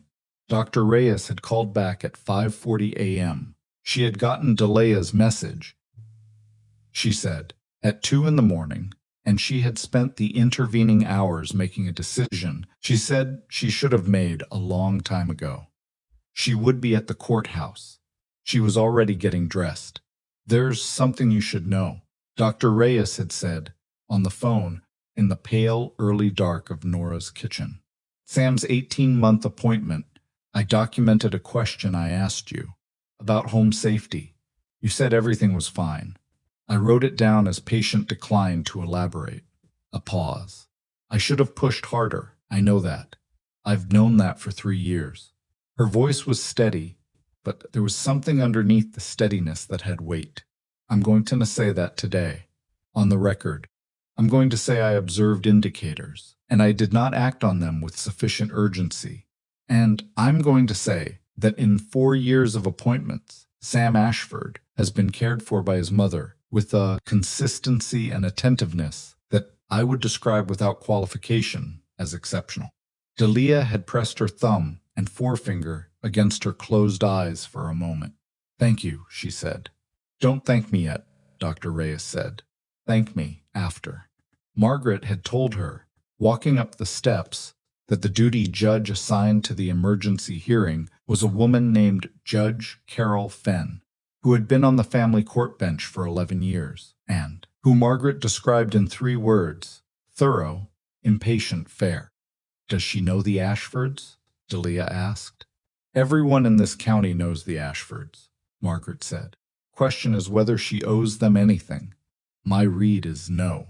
She was appointed from outside the county bar, and she has a reputation for deciding on evidence rather than landscape. She glanced sideways at Delia. Going to look at you, and she's going to look at Adelaide, and she's going to look at what happened last night. And she's going to make a decision based on what she sees. So what she sees matters. What should she see? A woman who is tired, Margaret said, not broken. Tired is honest and honest is persuasive. Don't perform composure. Just be exactly as composed as you actually are, and not 1 degree more. Delia thought about that. She realized, genuinely calm. Not the practice calm of 6 years of managing Grant's moods, not the surface calm of a woman who has learned to hide what's underneath. Something different. Something that had arrived during the 4 hours of sleep on the legal pad and hadn't left. The calm of someone who has already gone through the worst part and is standing on the other side of it with nothing left to lose, except the specific thing that matters, and who has decided that losing that specific thing is not going to happen. She'll see what I actually am, Delia said. Margaret nodded once. Good. Adelaide Ashford arrived at 7:58, with a man Delia had never seen before, not Gerald Price, who was presumably occupied with his own legal situation this morning, but a younger man in an expensive suit with a briefcase that was not worn at the corners.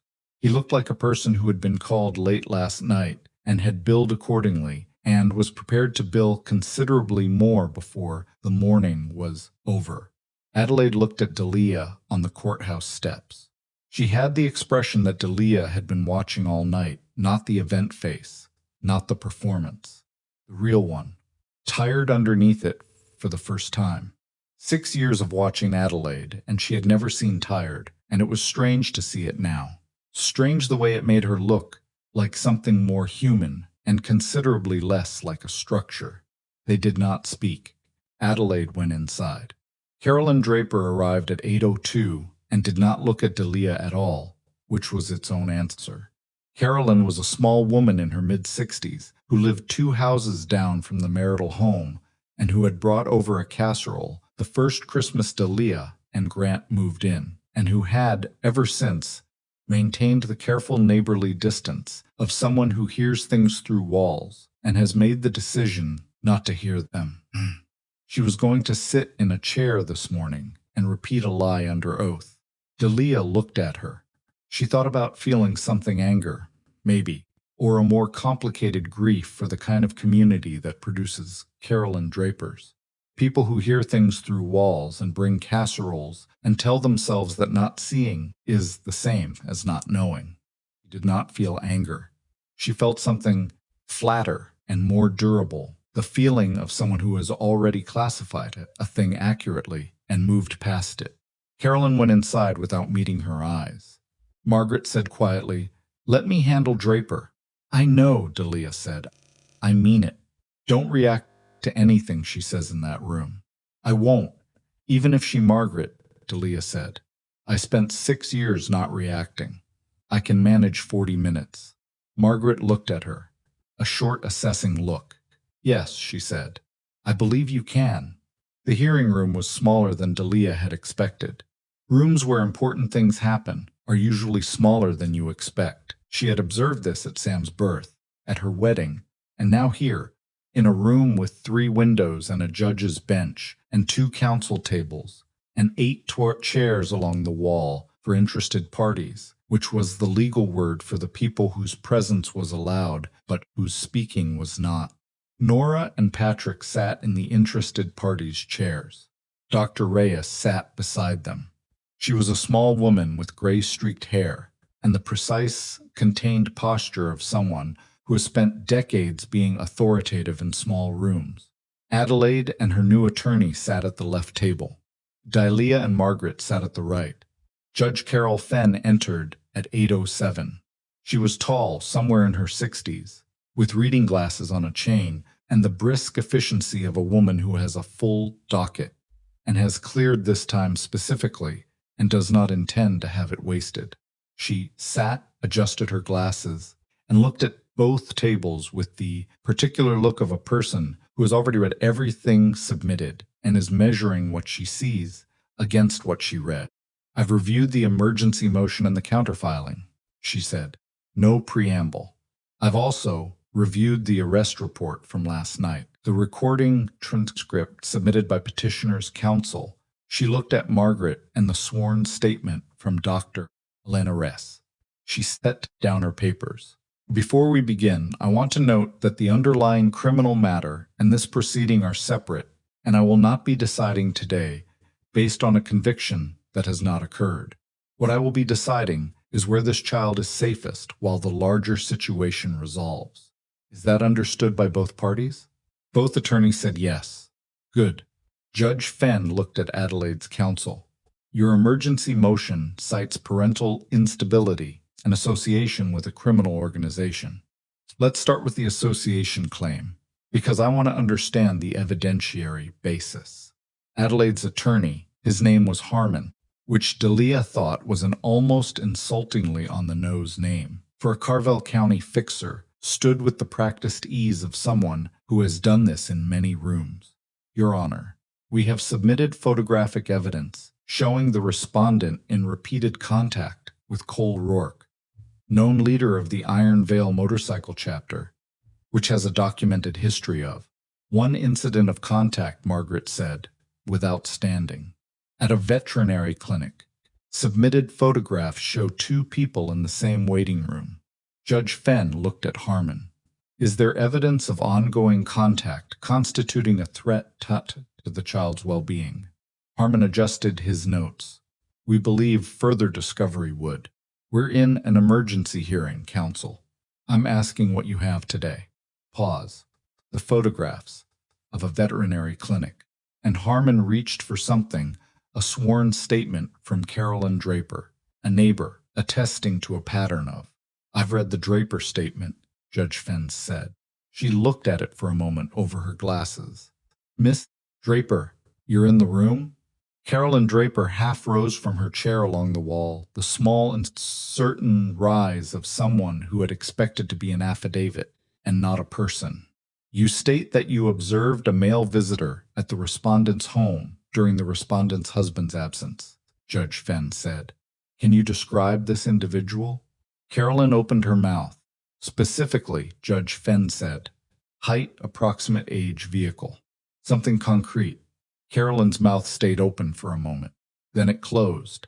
Then she said it was more of a general impression. "A general impression," Judge Fenn repeated. "She wrote something." "I may have been mistaken about the specifics," Carolyn said, and the sentence had the quality of something coming apart while it was being built, structure that had looked solid from the outside and was revealed under the mildest pressure to have no actual load-bearing components. "Were you coached on what to include in this statement?" Margaret said. "Objection," Harmon said. "Sustained," Judge Fenn said. But she was still writing, and what she was writing and what she was thinking were visible in the particular set of her face, which was the face of a woman who has seen perjury in small rooms before and knows its texture. "No further questions for Ms. Draper," Margaret said. Dr. Reyes took 11 minutes. She described 4 years of appointments. She described her observation notes. She described the question she had asked, and the answer she had received, and the note she had written, and what she believed, in retrospect, she should have done with that note. She said this without hedging and without the performance of guilt. She said it with the flat honesty of someone who has examined their own failure and is presenting it as evidence rather than confession. Then she described Sam. She described him at 18 months, at 2 years, at 3, at 4. She described specific things, the way he made eye contact, his language development, his response to routine, the small behavioral indicators that pediatricians track like weather, and that, in Sam's case, told a consistent story about a child whose primary caregiver had provided a stable, engaged, and attentive environment under conditions that Dr. Reyes now understood to have been considerably more difficult than she had known at the time. Would you characterize any observed behavior as consistent with neglect or instability on the primary caregiver's part? Margaret said. No, Dr. Reyes said. The opposite. Would you characterize Sam Ashford's attachment to his mother as secure? Strongly secure, Dr. Reyes said.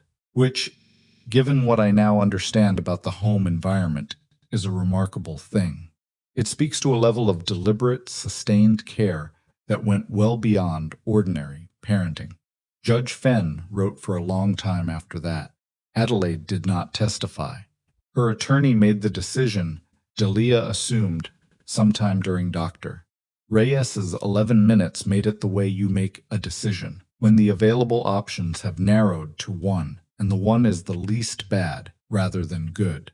Adelaide sat at the left table, with her hands folded in front of her and her face arranged into the controlled expression, and she did not testify, and she did not look at Delia. Judge Fenn recessed for 20 minutes. Delia sat in the hallway on a wooden bench, with Margaret beside her and Nora on the other side, and nobody said anything for most of the 20 minutes, which was correct, because there was nothing to say that was more useful than the silence. At 17 minutes, Margaret's phone buzzed. She looked at it. Gerald Price's cooperation has expanded, she said quietly. He's provided documentation of the sheriff's payments. State Attorney General's office is now involved. The county sheriff has announced he's taking a leave of absence pending investigation. Delia looked at the hallway wall. That means the criminal case against Grant moves to the state level, Margaret said. Outside Carville County jurisdictions entirely. The evidence chain is clean. Recording, the photographs, the file, all of it goes to the state prosecutor's office. How long, Delia said. The case? 12 to 18 months, probably. But a state-level felony prosecution is a different animal from a county charge. Different resources. Different pressure. Margaret paused. Grant's personal attorney called my office 20 minutes ago. Delia turned to look at her. They want to discuss a plea, Margaret said. 20 minutes were up. Judge Fenn returned. The ruling took 4 minutes to deliver. Temporary emergency custody granted to the mother. Respondent to maintain primary physical custody of the minor child at an address outside the marital home, pending full custody hearing. Date to be set within 60 days. Father's visitation suspended pending criminal proceedings. Maternal grandmother's motion denied without prejudice, which meant Adelaide could refile. But what it meant in the room, in the actual texture of the moment, was that Adelaide Ashford had walked into this hearing with a motion and a strategy and a purchased witness and a surveillance file built over 8 months. And Judge Carol Fenn had read it all and weighed it all and looked at both women across a table and made a decision. Adelaide's chair scraped back. She stood. She straightened her jacket. She looked at the judge's bench for a moment, then at her attorney, and something passed between them in the economy of people that the morning has gone the wrong direction and who are already moving to the next position. Then she looked at Delia.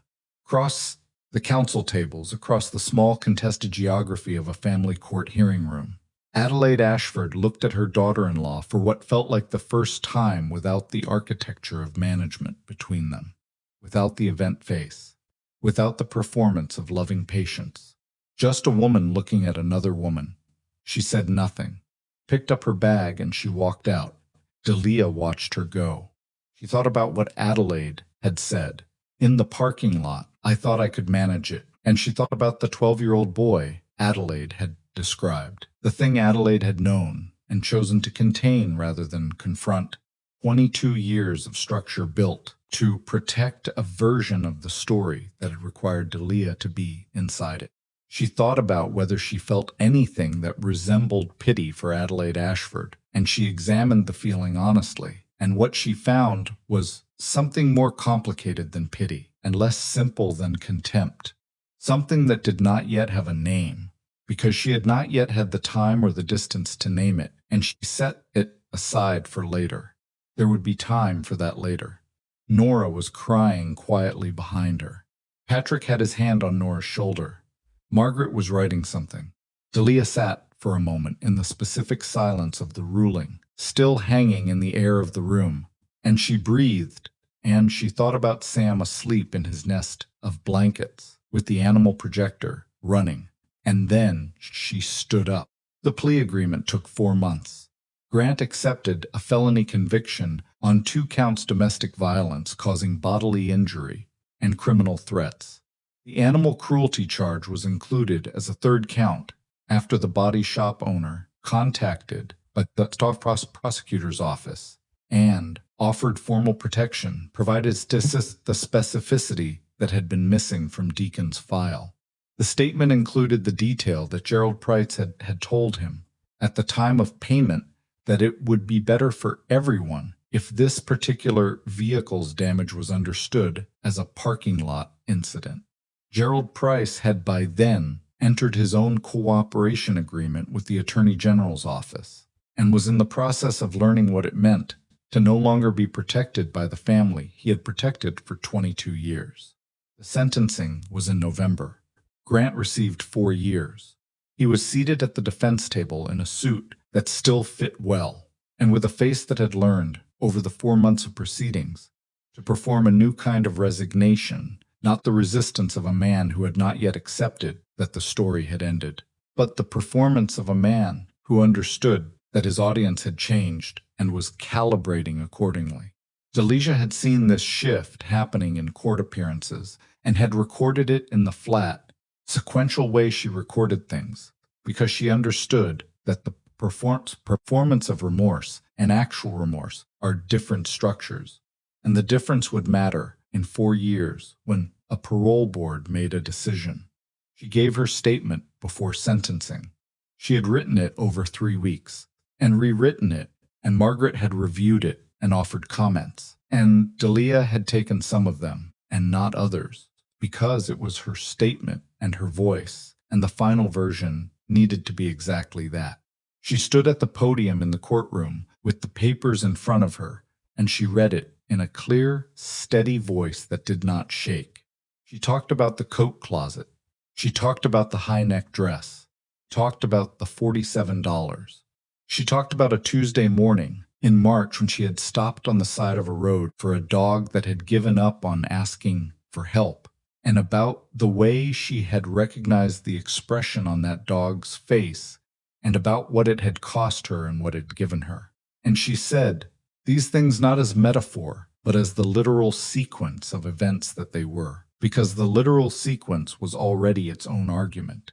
Talked about Sam, not about what Grant had done. To Sam directly he had not, to her knowledge, been violent toward Sam. And she said this because she was not in the business of inaccuracy. She talked about what Sam would have learned inside that house, about what love looks like when it has power over you. She talked about the particular education of growing up, watching one person diminish another, and about how that education tends to produce its own graduates. Cry. She looked at Grant once during the statement. He was looking at the table. She looked at him until the looking was done, and then she looked back at her papers and finished. The marital home sold in December. She had negotiated it through the divorce proceedings and through Margaret, and it took longer than it should have because the Ashford family's name was attached to the property title in a way that required careful legal extraction. But it sold, and the number was enough to cover 14 months of housing and Sam's preschool, and the start of something she had not yet fully named. She moved to a town called Harwick, 23 miles from Carvel, a small house, rented initially with a yard that was mostly weeds and a kitchen that got afternoon light and a room for Sam that faced the backyard where you could see 3 oak trees, and, in the spring, quantity of birds that Sam developed an obsessive interest in identifying. She took a job in January. The Harwick County Domestic Violence Resource Center had a position for a client services advocate, the person that frightened women met when they first walked through the door. Person who sat across the intake desk and listened to the story that had taken years to be speakable. The person who knew how to sit with the silence before the story and not fill it with reassurance and not perform patience, but actually have it. The director who interviewed her, N, a woman named Barbara who had been running the center for 16 years, asked her what made her qualified for the work. Delia told her. Barbara listened without interrupting for 20 minutes. Then she said, "When can you start?" Nora came to the housewarming, which was not a party. It was Nora and Patrick and a pizza and Sam running in the weedy yard, pretending the oak trees were a fortress. Patrick fixed the kitchen faucet while he was there without being asked, which was so characteristic of Patrick that Delia felt a specific and uncomplicated gratitude for the kind of man her sister had chosen. Nora sat on the back step with her and watched Sam negotiate with the oak trees and said, "You could have told me." "I know, Nora started. I keep going back through things. Dinners, holidays. Times I was right there." "There was nothing you could have seen," Delia said. "I made sure." "That's not," Nora shook her head. "It's not supposed to make me feel better." "I know that too." She looked at Sam scaling a low branch with the focused determination of a child who has decided a thing is possible and is simply working through the logistics. "It wasn't your job to see it, Nora. He made it his job to make sure nobody could. That's the whole architecture. One person works very hard so that everyone around them can keep not knowing." She paused. "I'm not angry at you. Maybe you should be." "Maybe," Delia said. "But I'm too tired, and I have other things to do with the energy." Nora was quiet for a moment. Then she leaned sideways and put her head briefly on Delia's shoulder. Just for a second. Just long enough to mean something. Deacon came in February with biscuit and a truck full of lumber.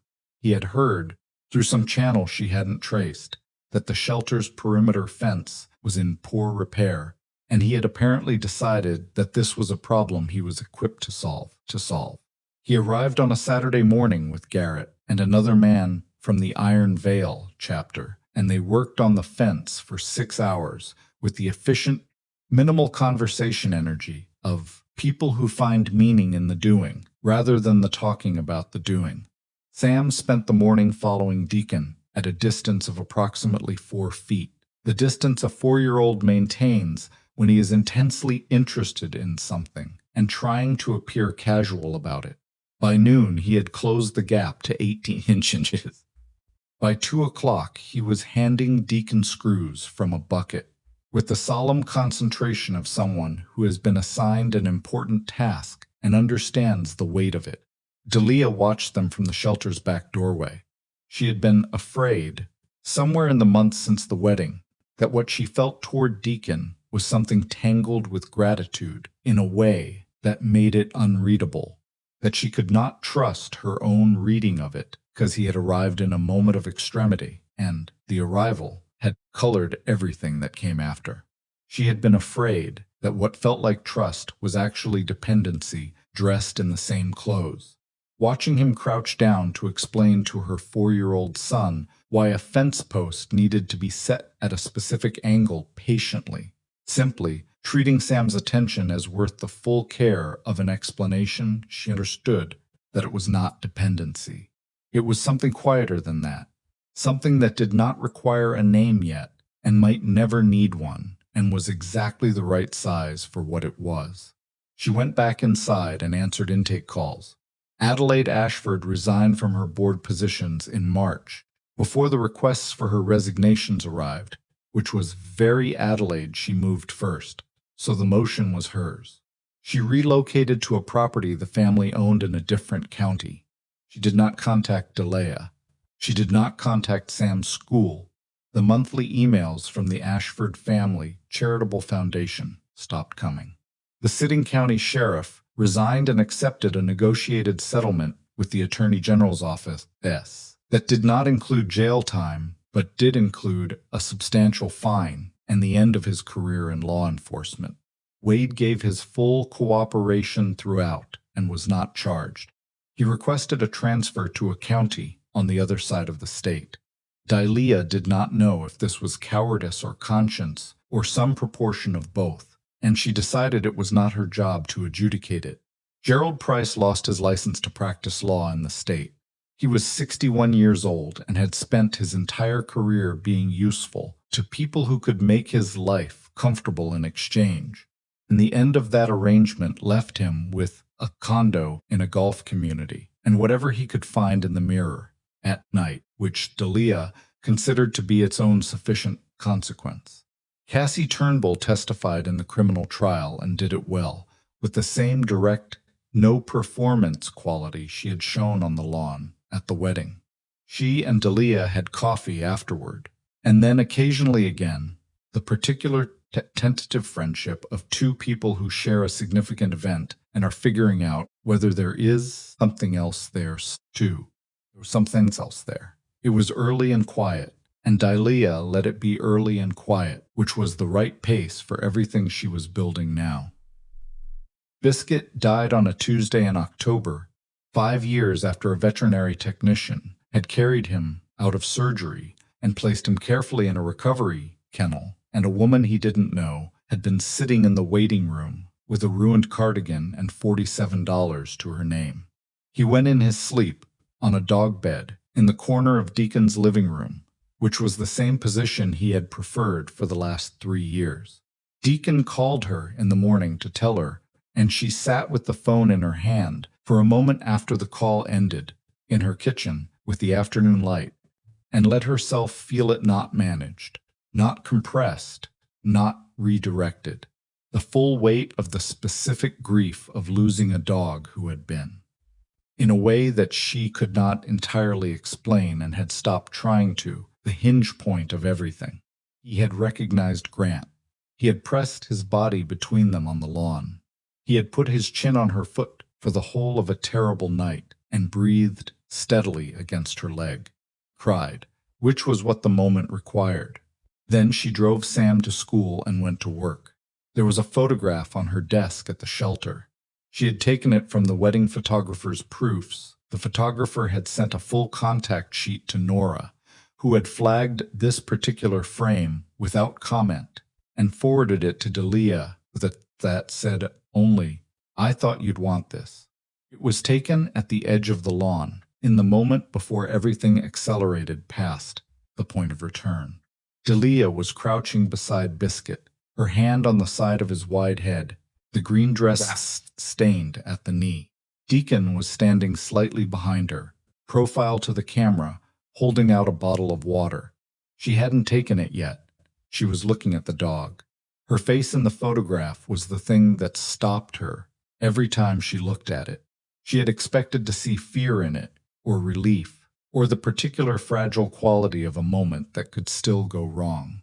What she saw instead was something she did not immediately have a word for, and eventually named after months of looking as the expression of a woman who has just understood that something she had not believed was possible has turned out to be possible after all. Not safe, not rescued, not saved by the arrival of 14 motorcycles on a summer evening. Something simpler, the expression of a woman who called a number she had been afraid to call, and someone answered, and that turned out to be enough to begin. She kept it angled toward the intake chair, not as explanation, not as symbol.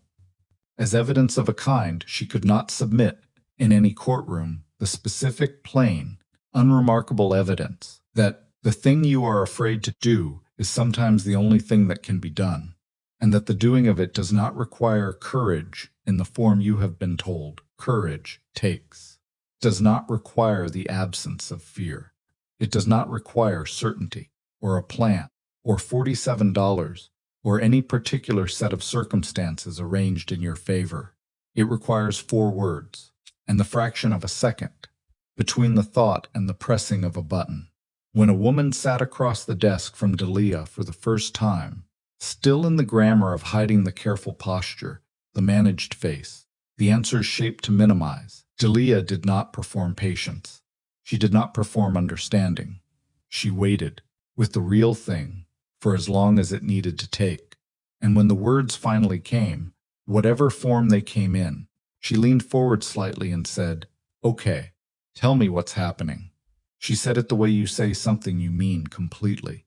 She said it the way someone had once said, "I'm coming," into a phone line kept open in a coat closet, to a woman who had been whispering for so long she had almost forgotten that her voice was still there.